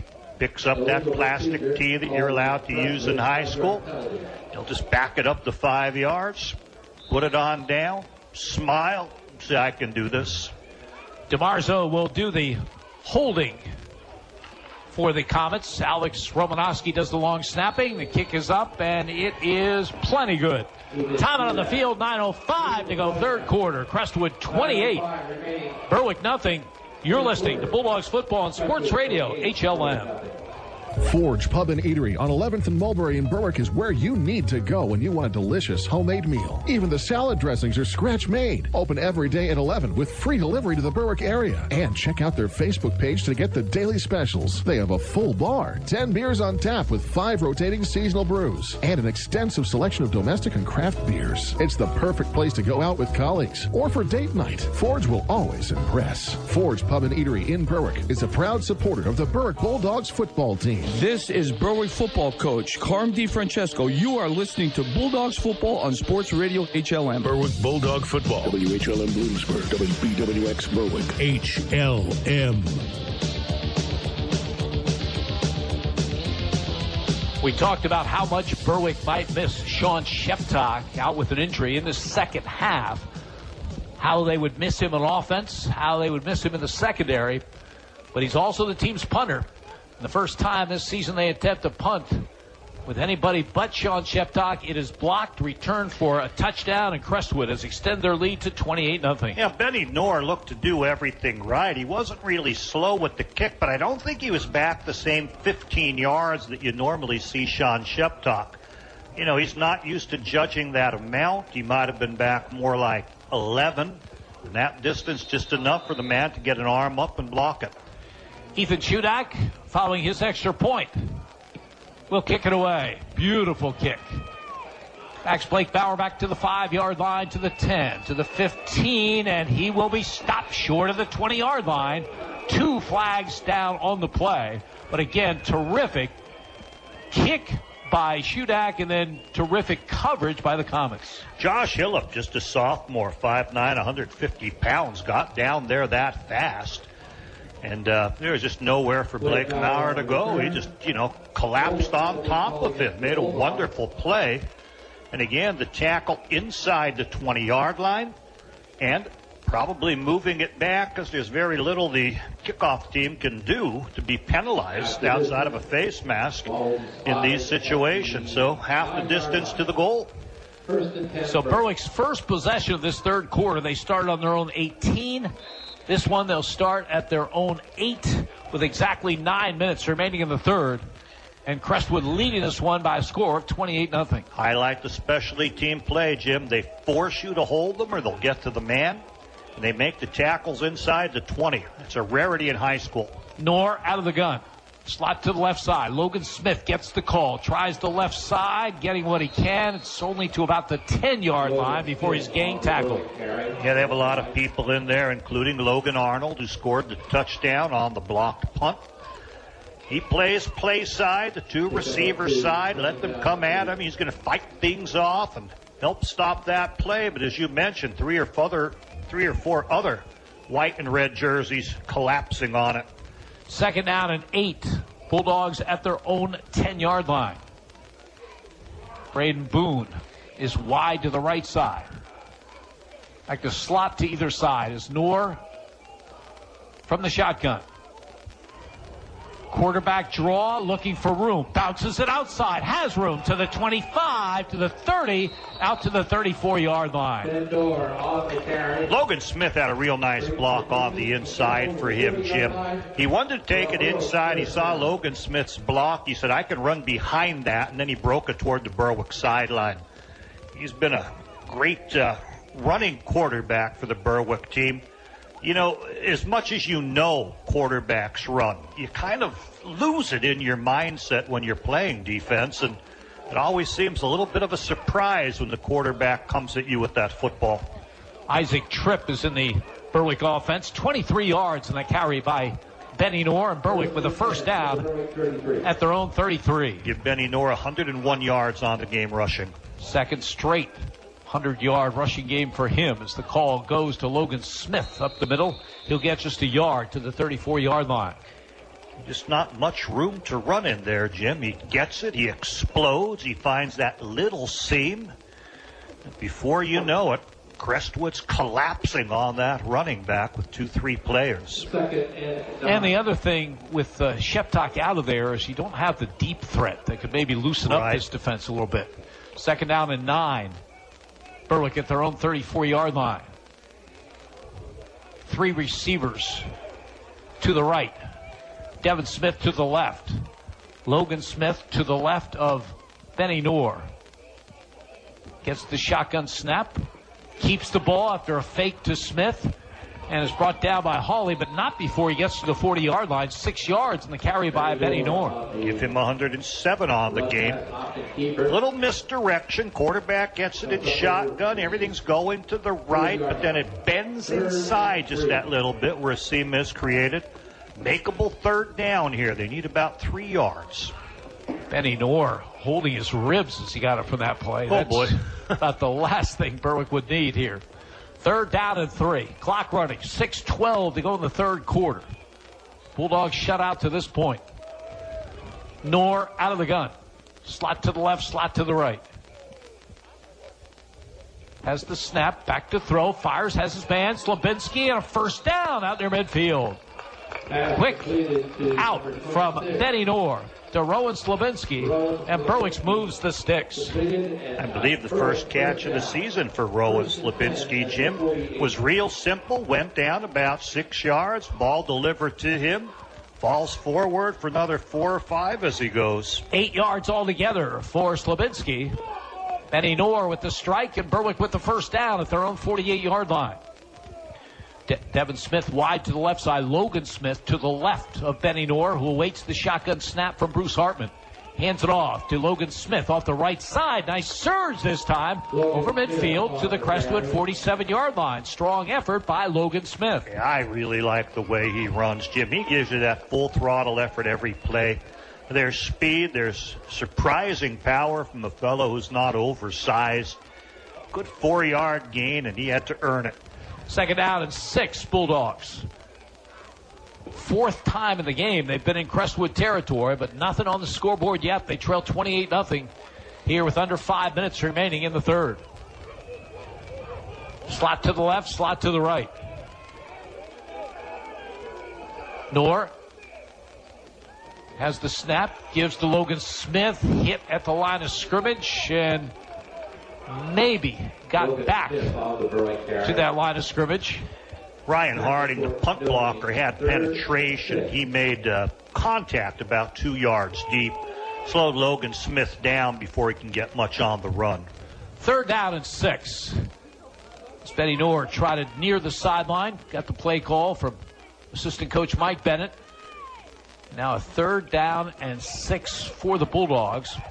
Braden Boone has had a couple of nice catches and runs after the catch, is wide to the right side. 26-yarder and a 20-yarder. Slot to the left, slot to the right. Knorr back to throw, fires a bullet, diving attempt by Boone, and he got it for a first down. Terrific catch, Braden Boone, and a bullet pass by Benny Knorr. There wasn't much room there, but they got it. They convert again on a 3rd down play. Boone's on the right side. He's running a slant, and as he passes inside his man before he gets to the linebacker, it's drilled low, about the height of the knee. So he has to catch it going down and slides with the football, but has enough for the chains. It's the Bulldogs with a couple of back-to-back 3rd down conversions. This one of 11 yards. As Knorr out of the gun. Logan Smith to his left. And it's Benny Knorr who gets a call, and he is really hit. And remember, he was favoring those ribs before that hit, and he is down. Ethan Stoltz, who plays safety for this team, was just watching. He might have even had sort of a shadowing of the quarterback from his position. He came up with a runner of 6 or 7 yards, and it was hard shoulder to shoulder. Legal contact. No problem on that. But, boy, he just riddled him backwards. Along with the quarterback, Berwick seems to have a lineman down as well, so 2 Berwick players being tended to. Yeah, looking at Ethan Hughes as well. Boy, this has just been, I don't know if I can use this word on the air, the season from hell. Oh, it has been. It has just been brutal. There's just been one key injury after another. This is, going into the season finale against Dallas next week, there's not going to be a lineup out there that looks anything and remotely like it was supposed to be. Benny Knorr is lying on his back. He has his arms up. You know that he's conscious. He was holding his own face mask like, wow, that hurt. But getting up and coming back to play after a shot like that's got to be a challenge. They're sitting Benny Knorr up, still tending to that lineman. You said Ethan Hughes, Jim? Yes. 3:11 to go, third quarter. Crestwood 28, Berwick nothing. You're listening to Bulldogs Football on Sports Radio, HLM. Yannick Real Estate is your full-service real estate agency. Buying, selling, residential, commercial, multifamily, land, and rental management. Call Yannick Real Estate. Owner Mike Yannick, a veteran himself, served his country and has been serving this area for decades. Mike and his staff will guide you through the real estate process. Veterans, be sure to check the VA loan options. Yannick Real Estate, your full-service real estate agency. 1232 West Front Street in Berwick. Call 759-3300. This is Berwick football coach Carm DiFrancesco. You are listening to Bulldogs Football on Sports Radio HLM. Berwick Bulldog Football. WHLM Bloomsburg. WBWX Berwick. HLM.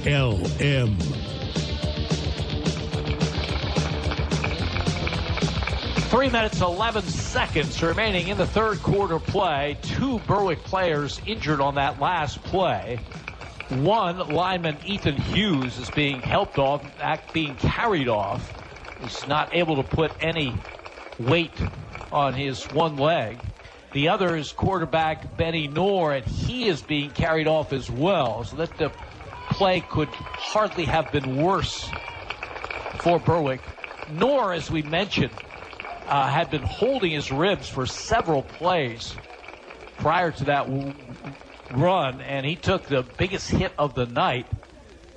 And we knew that would be a very, very painful one for Benny. So the ball is at the Crestwood 38-yard line.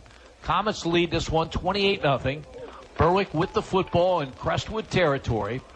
And Matt Lunzinski, a transfer from Hazleton, who they thought might have a chance at the starting quarterback role before the season started, but he had an injury that had a cast on his throwing hand at the start of the season. So he's been coming around slowly. He's been playing some at defensive end. Tonight we've seen him at tight end. And now he'll get his shot at quarterback.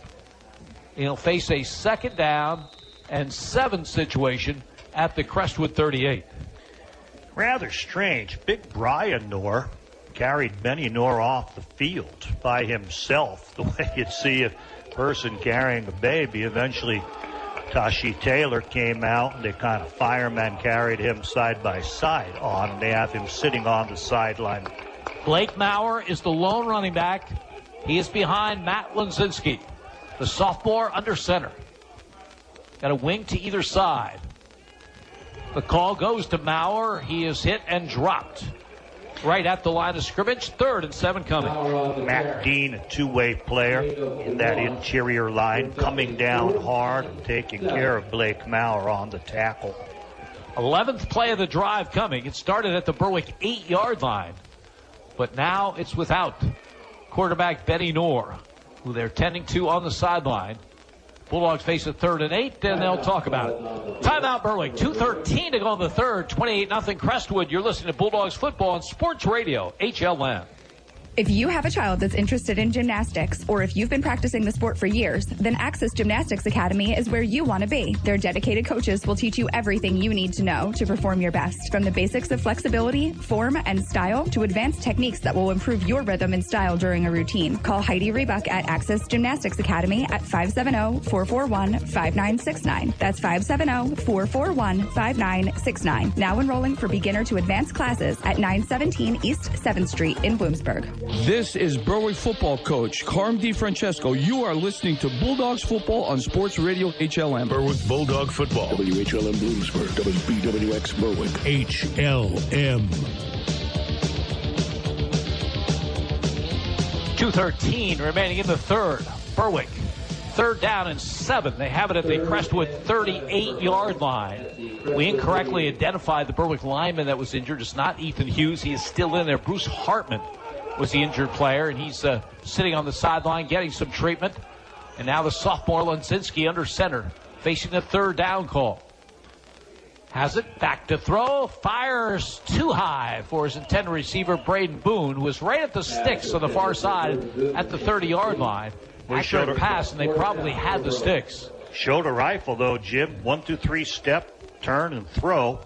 At the man, but a little too high, as you mentioned. Too strong, probably the adrenaline going for his first pass at the varsity level. 4th and 7. Now, remember, Sean Sheptock is the punter. And Benny Knorr was the backup punter. And they're both out. So we'll see what they do here. Lunzinski. Looks like Matt Lunzinski back at midfield. Good. Only 10 yards. Good place to fake a punt. And Berwick will use another timeout. They're short of tackle, Jim. They have 1 timeout remaining, 2:09 to go in the third. We'll keep it here. Dallas will be in here next week. The Mountaineers last year, of course, had a great year. One of the best in school history, as they went all the way to the state finals. And they lost almost their entire starting crew for that game, but have come back pretty strong. We haven't had a score of theirs, at least that we know of, with that game with Williamsport tonight. Maybe we can have Raven send a score along the way. See how Dallas is doing that one. Williamsport lost their first game of the season. They took on Harrisburg High in a Tuesday night game and did not go well for the Millionaires. You know, this punting situation is really bad, Jim. What's happening is you might have where Bruce Hartman's in this. No one knows who the replacement is because they're that thin. The other position is if Lunzinski has to punt, he might have been on the punt team, say, as a tight end. He might have looked up and said, hey, there's no one in for me because no one knows who'd be in for him because they are that thin. They're not punting now. Nope, they're going to go for it. Lunzinski out of the gun, and Crestwood calls a timeout. A lot of strategy. Yeah, for a 28-0 game with 2:09 remaining in the third quarter. It's been, you talk a lot about plan B. You know, you have this plan, and then if things don't go your way, you get some key injuries, something, go to plan B. Berwick's got to be on C at this point. There's just, nobody left. You can only get so thin. I remember at the Hazleton game, we're counting how many people in uniform. There just aren't that many. Some play offense, some play defense. Most now are going both ways. I'm looking at Bruce Hartman down, sitting on the bench. They're bringing some ice for him. He's up, sitting, helmet off, talking to people. Benny Knorr, they helped him or carried him off to the half house. He realized he wasn't going to get any more action. Those 2 injuries on that play, people looking after them. So here we go. Berwick, 4th down and 7 at the Crestwood 38. Lunzinski has the shotgun snap, and he's back to throw, and he throws long in the direction of Devin Smith, incomplete. Out the 15-yard line. Devin Smith would have liked to have seen a flag. We see a flag where there might be a roughing the passer. And that will be a first down for the Bulldogs. Lunzinski stood in against the pressure, took a hit, and he rules the officials too much of a hit. And so Berwick will move the sticks with the roughing the passer call. Yeah, he has pocket courage, Jim. I've been impressed the way he's been standing in there. I've been impressed with the strength of his arm. Stays in tough, willing to take the hit. Boy, that flips field position quite a bit. 1st and 10 at the 23-yard line. Lunzinski, good size to him. 6'1", 205 is what he's listed. It looks like all of that. As Berwick will have a slot to the left and a wide receiver right. And a first down at the Crestwood 23-yard line. Lunzinski gives the ball to Logan Smith.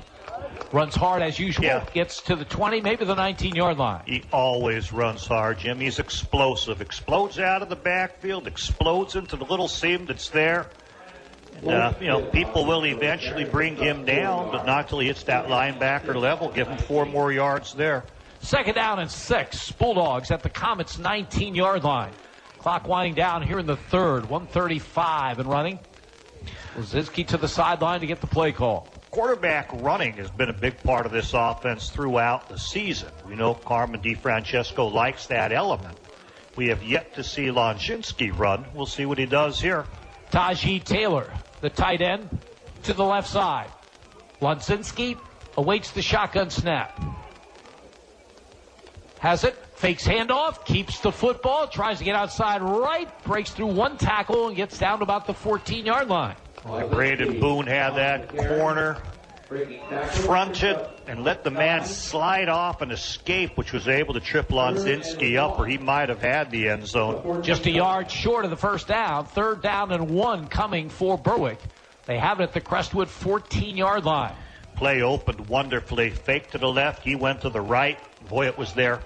Logan Smith to the right of the sophomore Lunzinski. Smith gets the call off the left side, has the first down. He saw the little bit of daylight, Jim. He was very aware of down and distance. Knew they needed 1 yard. You know, maybe if he bangs it out further, maybe he gets something, but he might get strung out. You can see he gets the first down if he turns it up over the left guard, so he does that. That will be the final play of the 3rd quarter with the score. Crestwood 28 and Berwick nothing. You're listening to Bulldogs football on Sports Radio HLM. Crestwood 28.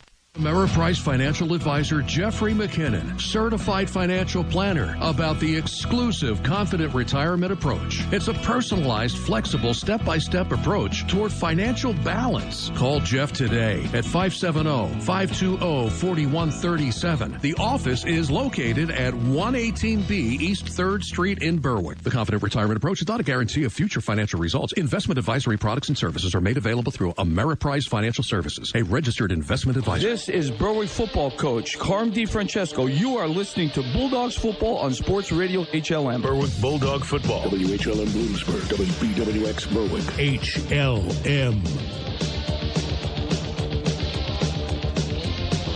3 quarters in the books here at Crispin Field in the Bulldogs home opener. The only score that 3rd quarter came on special teams, the blocked punt by Ryan Harding of Crestwood, and the return for a touchdown by Logan Arnold. But Berwick on the march, despite losing Sean Sheptock to injury, despite losing quarterback Benny Noor to injury. Matt Lunzinski at the controls now. This drive started at the Berwick 8-yard line. As we start the 4th quarter, and the Bulldogs moving from our left to our right, they will have a 1st and 10 at the 12. This is the 15th play of the drive coming up. And with the unique cast of offensive players, Jim, they just keep changing. How many, 1, 2, or 3 since the start of the drive, working their way in. 28-0 is the Crestwood lead. The Comets try to stay unbeaten. Berwick tries to avert the shutout as we start the 4th. Lunzinski out of the gun. Gives the ball to Logan Smith off the left side, cuts inside the 10, gets down to the 8. Yeah, Marcus Vini eventually stopping him. He's the cornerback. Nice sweeping action. Quarterback's going to hold some defenders in on that sort of read option look. But Logan Smith takes it well to the outside and gets a nice sweep for 4 yards. Berwick going with some power backs now as Tristan English, Spencer Kishbaugh are in that lineup. Need to hold their position. Last time they were a little jumpy on the cadence, not used to being on offense. They're lined up to the left. Lunzinski under center now. Logan Smith deep in the backfield. From the 8, it's Smith that gets the call. He tries the right side. Good effort by him down to the 1-yard line. Not sure of the design of the play. He took the handoff, headed left toward the power backs, but immediately cut back against the grain. Instead of the direction he's heading over left tackle, he heads back to center, and that knifing action brings him inside the 1-yard line. 1st and goal for Berwick. Inches away from their first score of the night here early in the 4th quarter. Lunzinski's big. Will they just push it ahead? He gives the ball instead to Smith. Logan Smith trying to get in and did not. Remember, Berwick was here in the 1st quarter. Couldn't get in. Crestwood is the top team against the rush, and they just get stronger and stronger as you get closer. And Berwick has had to switch centers. Bruce Hartman being injured forces Jake Lanning to move out of tackle into the snapping position. On a quarterback sneak, not a bad idea. But they were closer before that play. They're about the half-yard line. Now it looks like they're closer to the 2. 2nd down and goal. Berwick. Again, blockers to the left, including the tight end, Tajee Taylor. Lunzinski, quarterback keeper off the right side. There's a flag down on the play, and no indication of touchdown. He got in, and the whistle wasn't blown until he was in. So unless the officials are aware it's against Berwick, and that's the case. Linesman over there with the chains through it. That'll move them back, but it was a good push. There was no fast whistle. Crestwood did not stop it. But the penalty flag will bring them back from the 2 to the 7. Again, they're on the half-yard line to start this. You don't want to see them going backwards. 18th play of this drive. But now it's at the 7-yard line. Lunzinski under center, the blocking backs to the left. Lunzinski back to throw, fires to the end zone, and incomplete, or it is interception. Tajee Taylor had it in his hands, went to the ground, and the defender took it out of his hands. Again, Jimmy, this is another one in the same spot where we saw Benny North spun around, where I thought it might have been a touchdown. If you film that, Tajee Taylor takes what's practically a jump pass, slanting from left tight end in.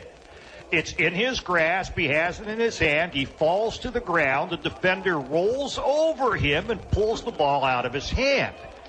In my mind, possession of the ball in the end zone would be the touchdown, but I have a better view from up here than those people would have down there. They see the man carrying the ball. He's pulled it away. They could have seen it as, both possessing it and who fought for it harder. Oh, another tough one for Berwick. Crestwood gets it at their own 20-yard line. Berwick possessed the ball for a long, long time. As Hawley gets it up the middle, he gets close to the 25-yard line. So, interception or fumble recovery? Interception, Jim. Interception in the end zone. Brings it back out to the 20. And, in all of that, making sure I called it right. I believe it was Marcus Vini who came up with the football, taking it out of the hands of Tajee Taylor, who had it momentarily in the end zone. 18-play drive that gets to the 1-yard line. Second time in the game Berwick was at the Crestwood 1 and have yet to score. As Hawley gets the ball off the right side. Jimmy Hawley will get over the 25 to the 27-yard line, bring up third down. Tackle there by Caleb Evans, Jim, a senior who's seeing his first action. People are injured, got to bring in the fresh troops, and Caleb Evans shows that he's up to it, coming up for a nice, strong tackle. Third down and 2. 8:45 remaining in the game. Crestwood leading it. 28-0. Petrosky under center. Quarterback keeper off the right side. Lots of running room. Picks up the first down to the 36-yard line. Yeah, he just found the seam. And again, people who aren't used to the positions, inexperienced players, not having the assignments down quite as well. He picked the seam off the right and has to be brought down by Devin Smith, the cornerback. 10 yards in the carry by Ryan Petrosky. He was the starter a year ago and led them to that 7-5 record, a couple of games into the postseason. Missed 3 of their first 5 games with injury. Didn't know how much we'd see of him at the quarterback controls tonight, but boy, he has looked like the veteran he is. He's had a terrific night, throwing and running. And this time handing off to Jimmy Hawley. Hawley with a strong effort over the 40. Out to the 42, 5 yards on the carry. Ethan Hughes eventually finishing off the tackle as a number of Berwick players getting involved.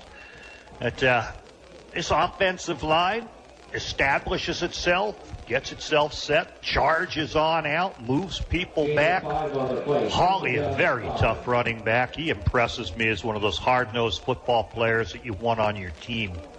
Second down and 5. For Crestwood. Tajee Taylor just took himself out of the game as Crestwood at their own 42.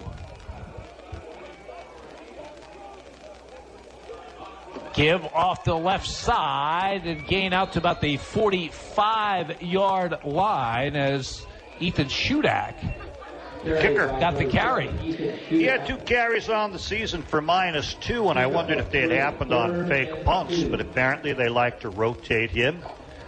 Got a few yards there. He's pretty valuable as a kicker. I don't know if I'd want him running a whole lot. 3rd down and 2 for Crestwood at their own 45-yard line. We mentioned Berwick will be here to play Dallas next week. Crestwood has a very interesting game at home against Lake Lehman. Lake Lehman undefeated. And two very good teams. Yeah, just wonder if the COVID situation is going to allow Lake Lehman to play that game. As the call goes to Shudak, the 1st down and then some over midfield to the 49-yard line. Ethan Hughes again chasing it down from behind. Gets past him at the line of scrimmage, but he has fine pursuit. Shudak running hard. Again, his offensive line controlling things against some of Berwick's younger and tired players. Tajee Taylor back in that lineup. He and Tristan English are the linebackers for the Bulldogs as Crestwood. 1st and 10 at the Bulldog 49-yard line with 5:47 to go in the game. Crestwood going to go to 6-0 in the season. Best start since 2014 when they won the school's only district title. Petrosky under center. Kreitzer in motion left to right. The gives to Shudak, and Shudak has the 1st down and then some all the way to the Berwick 36-yard line. Well, he's running hard, Jim. He likes the opportunity to be able to go with that football. Slabinski eventually bringing him down. Tajee Taylor, we saw come off a little bit earlier. Kind of blitzed toward the play and then looked very awkward running past it. Sort of ran past it in pain. So apparently something was bothering him that's bothering him even more now, and we're going to have a stoppage. 15-yard run by Ethan Shudak, making kickers all over the world proud. As we have 5:22 remaining in the game. Crestwood 28, Berwick nothing. You're listening to Bulldogs football on Sports Radio HLN. Welsh's Towing and Repair proudly supports the Berwick Bulldogs and wishes them a successful year. Welsh's Towing and Repair has a long tradition of helping. You can call Welsh's 24/7 at 759-9737 if you are in need of a tow, jump start, tire change, are locked out, or to request them on scene if you're in an accident. Welsh's accepts all major insurance and motor clubs, and they offer all types of preventive maintenance and state inspections for cars, trucks, and motorcycles. Welsh's Towing and Repair, South Mercer Street in Berwick, and at their South Center Storage Facility, Columbia Boulevard in Berwick. This is Berwick football coach Carm DiFrancesco. You are listening to Bulldogs football on Sports Radio HLM. Berwick Bulldog football. WHLM Bloomsburg, WBWX Berwick. HLM. Finally, some good news for Berwick in the entry department. Tajee Taylor okay as he walks to the sideline. Crestwood with the ball. They have it at the Berwick 36-yard line with 5:22 to go in this one. And the Comets in command and ready to go to 6-0 as they lead this one 28-0. Wide receiver either side, I formation. Petrosky gives to Romanowski, and he is brought down right in his tracks. Good defensive work by Berwick's Ryan Mendez Tejada, the 5'10", 160-pound sophomore. Came into the game tied for 3rd in tackles. Got a nice one there. Back to the 37, a loss of a yard. And Romanowski is a very physical player, normally blocking. Only his 6th carry of the season. Defender there coming up very strongly, sending him back. Ryan Mendez Tejada.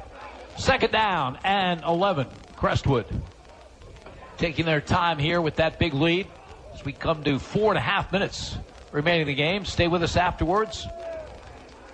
Raven Klein will bring you updated on other scores. I formation. Kreitzer in motion to the left. Play action. Back to throw. Petrosky fires to a man wide open at the 30-yard line. It's Romanowski. Romanowski to the 20. Alex Romanowski finally brought down about the 18-yard line. It takes 5 or 6 Bulldogs to do that. Surprised to see Crestwood go to play action passing, but maybe they want to give Romanowski a little action. They sent two people deep to clear out the area. Romanowski came around from the right side and then came to the left underneath. Nice, comfortable pass, perhaps a play they wanted to work with Petrosky and Romanowski. Just a second catch of the season for Alex Romanowski. 1st and 10, Comets at the Berwick 18-yard line. 1st and 10 from the 18. Shudak is the tailback in the eye. Romanowski ahead of him. From the 18, call goes to Romanowski. Good defensive play. He'll lose yardage back to the 23. Taji Taylor closing from his linebacker position. He does it well. He has good football instincts and good vision. Stands at 6'3", can see what's going on behind that line of scrimmage. When he sees the seam and he sees the runner coming, he attacks it, met it in the backfield, dropped it for a 2-yard loss. We saw him hurt, didn't even know if we'd see him back into the game, and immediately back in getting involved. 2nd down and 13 as they mark the ball at the 21-yard line. Kreitzer in the slot to the right. Fiesel outside of him. Petrosky rolling right. Looking to throw.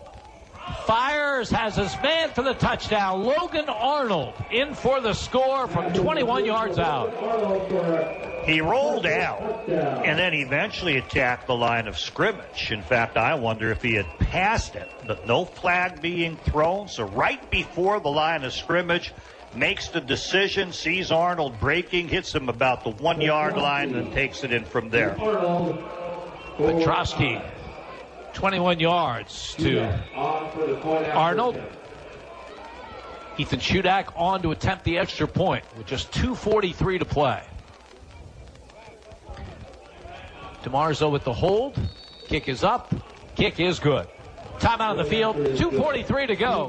Crestwood 35. Berwick nothing. You're listening to Bulldogs football on Sports Radio HLM. See the winning lineup of Chrysler, Dodge, Jeep, Ram, and also quality pre-owned vehicles at Bear Chrysler, Dodge, Jeep, and Ram in Berwick. They have a body shop and a full service center servicing all makes and models, and they've been servicing your community for over 30 years. Bear Chrysler, Dodge, Jeep, and Ram has earned the highest possible ratings from Chrysler and the prestigious J.D. Power Award for Excellence. Need a truck? Bear has a vast inventory, including 2020 Ram Motor Trend Truck of the Year, or choose one of the 50 new Jeeps in stock. Bear Chrysler, Dodge, Jeep, and Ram, Pine Street in Berwick. This is Berwick football coach Carm DiFrancesco. You are listening to Bulldogs football on Sports Radio HLM. Berwick Bulldog football. WHLM Bloomsburg, WBWX Berwick. HLM. 2:43 to go in the game. Crestwood's offense scores for the first time in this second half, capping a 10-play, 80-yard drive with a 21-yard touchdown pass. Ryan Petrosky to tight end Logan Arnold. 35-0 now is the lead for the Comets. Of course, we are in the mercy rule mode at this point. So, Andy, Crestwood against Lake Lehman. Who do you got? Right now, I got to say Crestwood, Jim. I mean, I don't know if Lake Lehman can stop this power that we're seeing in the running game. They seem to have a lot of good passing options. Of course, so does Lake Lehman. We've seen them at such different points in the season, it's hard to judge. Lake Lehman playing tonight, or is that one that was a COVID stuff? That was a COVID. See, and does that help them or does that hurt them to giving them an extra week? Are they fresher, or are you better off coming off of a signature win, a mercy rule win over Berwick? A lot of variables. Shudak will kick off for the Comets. 2:43 to go. Kick is a line drive kick. It's going to reach the end zone. So Berwick will put in play at the 20-yard line. Crestwood consistently has had Berwick back up to the 20 or less on their kickoff. So they've played the all-around game. They've shut out Berwick. Defense has been terrific as advertised. Offensively, they've had enough. They've had the running game. They've had the passing game. And special teams, they've been terrific as well. This is a well-rounded team. Yes, it is. Yes, it is. You look at Lake Lehman, they are as well. How do they match up? Where are they playing that game? Don't have that on the black turf, or is that one that's Going to be over in Mountaintop. Might make the difference. First and 10 Bulldogs at their own 20-yard line. They move from our left to our right with 2:29 to go in the game. Logan Smith will be the running back. He's late getting on. Matt Lunzinski in for the injured Benny Knorr is at the quarterback controls. Slot to the left, wide receiver right. Jake Lanning forced back to his center position from left tackle with the injury to Bruce Hartman. Lunzinski has the snap, gives it to Logan Smith, and he's going nowhere. I'm chuckling in that when they called it in the huddle, they called it to Logan Smith, who came out late. Then they had to whisper to him, hey, you're getting this one, as he takes it back to the line of scrimmage. That's all. Good tackle by one of the Comets. Didn't catch the number. Second down and 10 for Berwick at the 20 as we're under 2 minutes to play.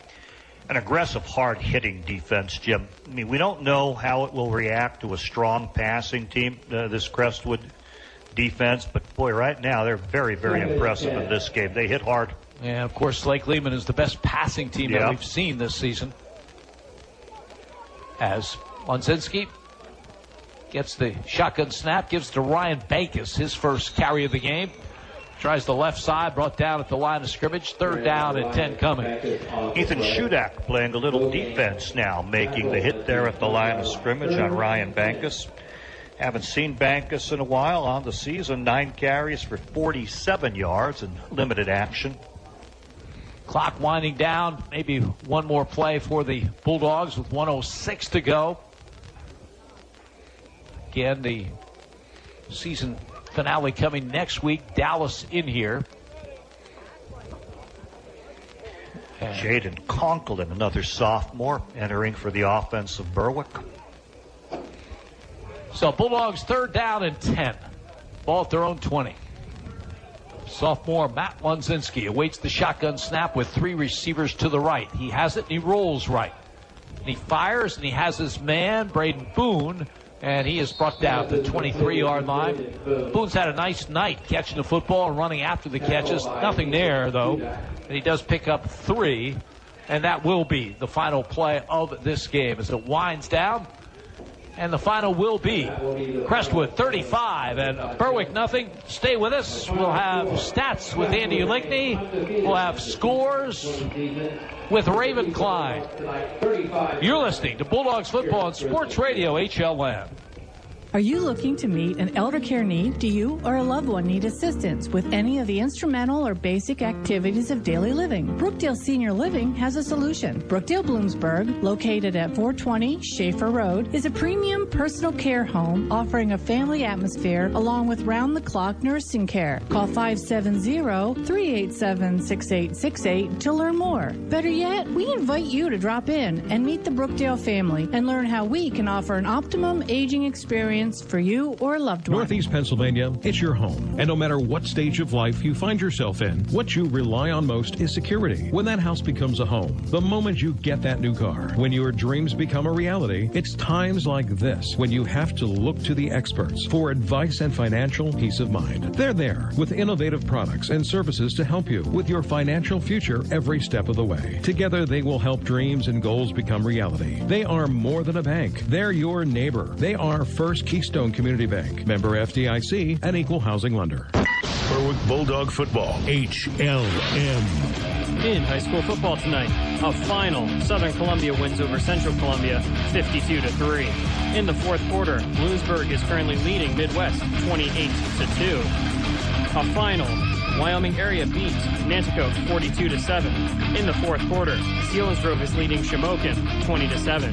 A final, Jersey Shore wins over Central Mountain 21-9. A final, Mifflinburg beat Hughesville 28-0. In the fourth quarter, Loyalsock is leading Lewisburg 21-14. A final, Montoursville wins over Warrior Run 71-0. In the fourth quarter, Muncie is leading Wyalusing 42-0. A final, Shikellamy beat Milton 41-0. In the fourth quarter, Pottsville is leading Jim Thorpe 28-11. Just to reiterate this from earlier at halftime, Dallas versus Williamsport will be played October 24th at 1 p.m. The Wyoming Valley West versus Hazleton area game was canceled today due to COVID, and the Tunkhannock Lake Lehman game was also canceled. For HLM Sports, I'm Raven Klein. Berwick Bulldog Football, HLM. They are now 6-0. They come in here to Crestwood Field and shut down Berwick by a final score of 35-0. Crestwood scored on a drive off the opening kickoff, 5 plays, 75 yards. Capped on a 7-yard touchdown run by quarterback Ryan Petrosky. Petrosky had the biggest play of the drive on a 54-yard pass to Nick Kreitzer. Ethan Shudak kicked the extra point. Comets had an early 7-0 lead. Berwick then put together a 13-play drive, eventually reaching a 4th and goal at the 2-yard line. Benny Noor tried the left side, got very close, but came up just short. And the game really turned around on that play. Berwick stopped at the 1-yard line, and just 4 plays later, Ryan Petrosky from the 20, back to pass, and Brendan DeMarzo catches it for an 80-yard score. Ethan Shudak with the extra point. Crestwood led 14-0 after 1 quarter of play. In the second quarter, Crestwood added to their lead. A 9-play, 86-yard drive, capped on an 11-yard touchdown run by Jimmy Hawley. Big play along the way, a 38-yard run by Ryan Petrosky. Ethan Shudak with the extra point. Crestwood led 21-0. Berwick put together a drive starting at their 8, drove to the Crestwood 38-yard line, but lost the ball in downs. Crestwood ran out the clock and went in with that 3-score lead. Things went from bad to worse for Berwick in the injury department as Sean Sheptock, late in that half, lost to an injury, did not return to the lineup. The only scoring in the third quarter came from the special teams of Crestwood. Sheptock, of course, is also Berwick's punter. Benny Noor forced a punt, and his punt was blocked by Ryan Harding of Crestwood, picked up by Logan Arnold, who raced 20 yards for the touchdown. Ethan Shudak with the extra point. 28-0 Crestwood after 3. In the fourth quarter, Berwick put together an 18-play drive, eventually getting to the 1-yard line of Crestwood. But along the way, they lost quarterback Benny Noor to an injury. After a penalty backed them up to the 7, Lunzinski threw to the end zone. The ball went through the hands of Taji Taylor into the hands of Marcus Vini. And for the second time this game, Berwick had a 1st and goal situation and not able to cash in. And then Crestwood put this game away with a 10-play, 80-yard drive, capped with 2:43 to go. Ryan Petrosky, 21-yard touchdown pass to Logan Arnold. Ethan Shudak with the extra point. Makes our final here tonight. Crestwood 35, Berwick nothing. Stats in tonight's game, Andy Lickney.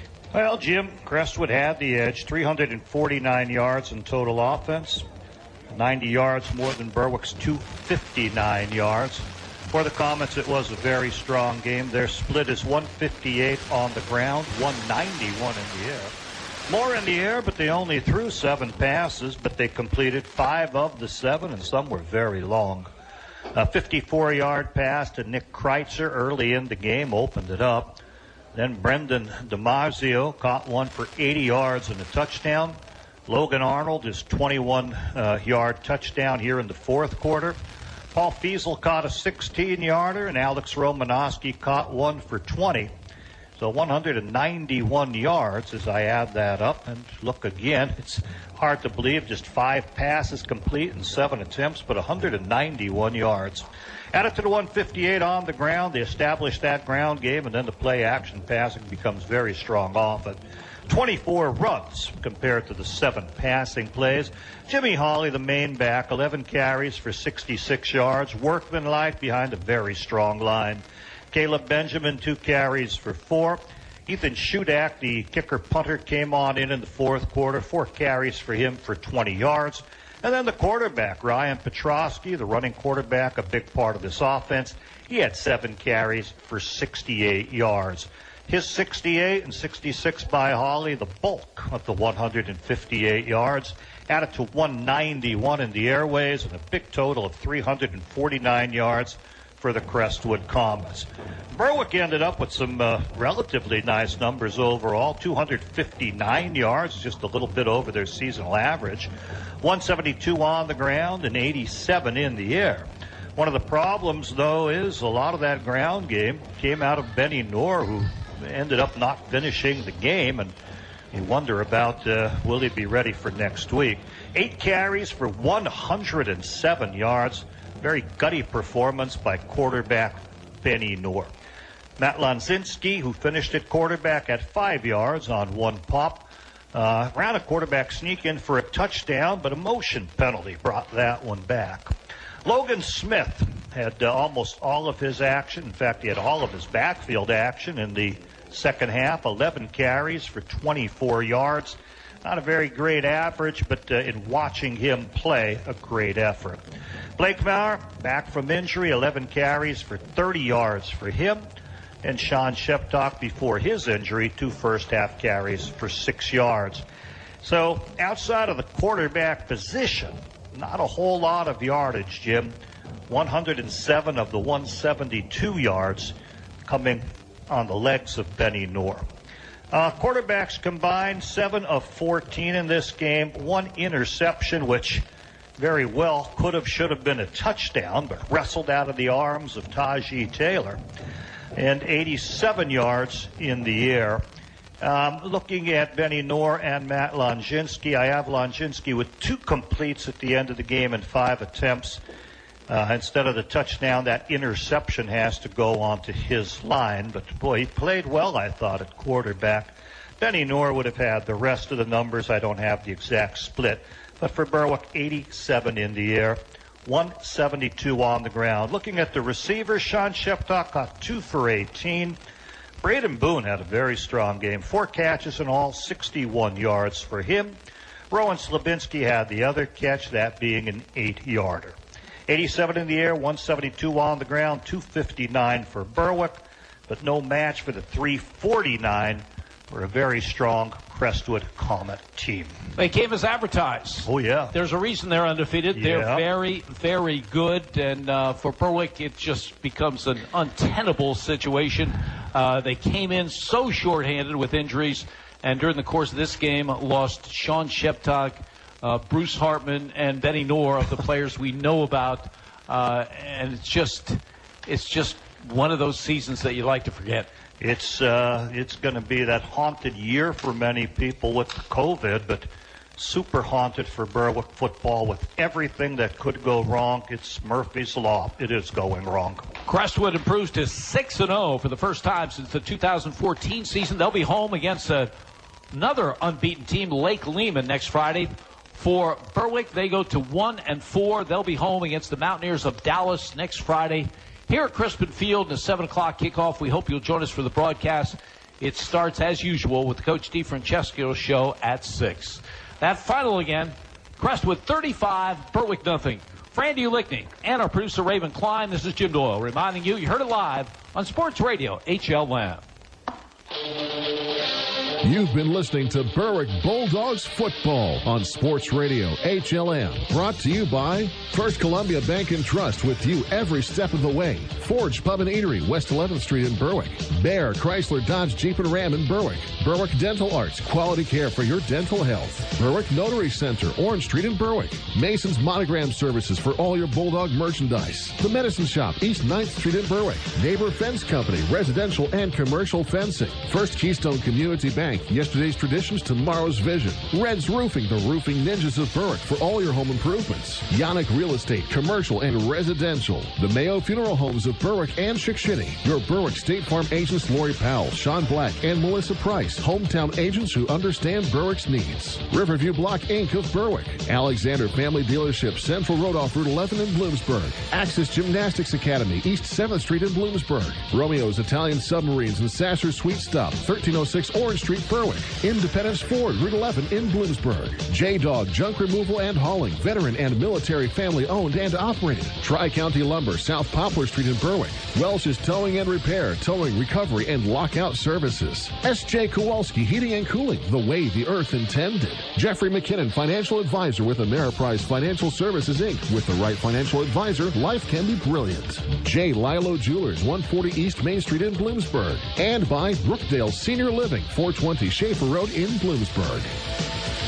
HLM is the Valley Sports Leader.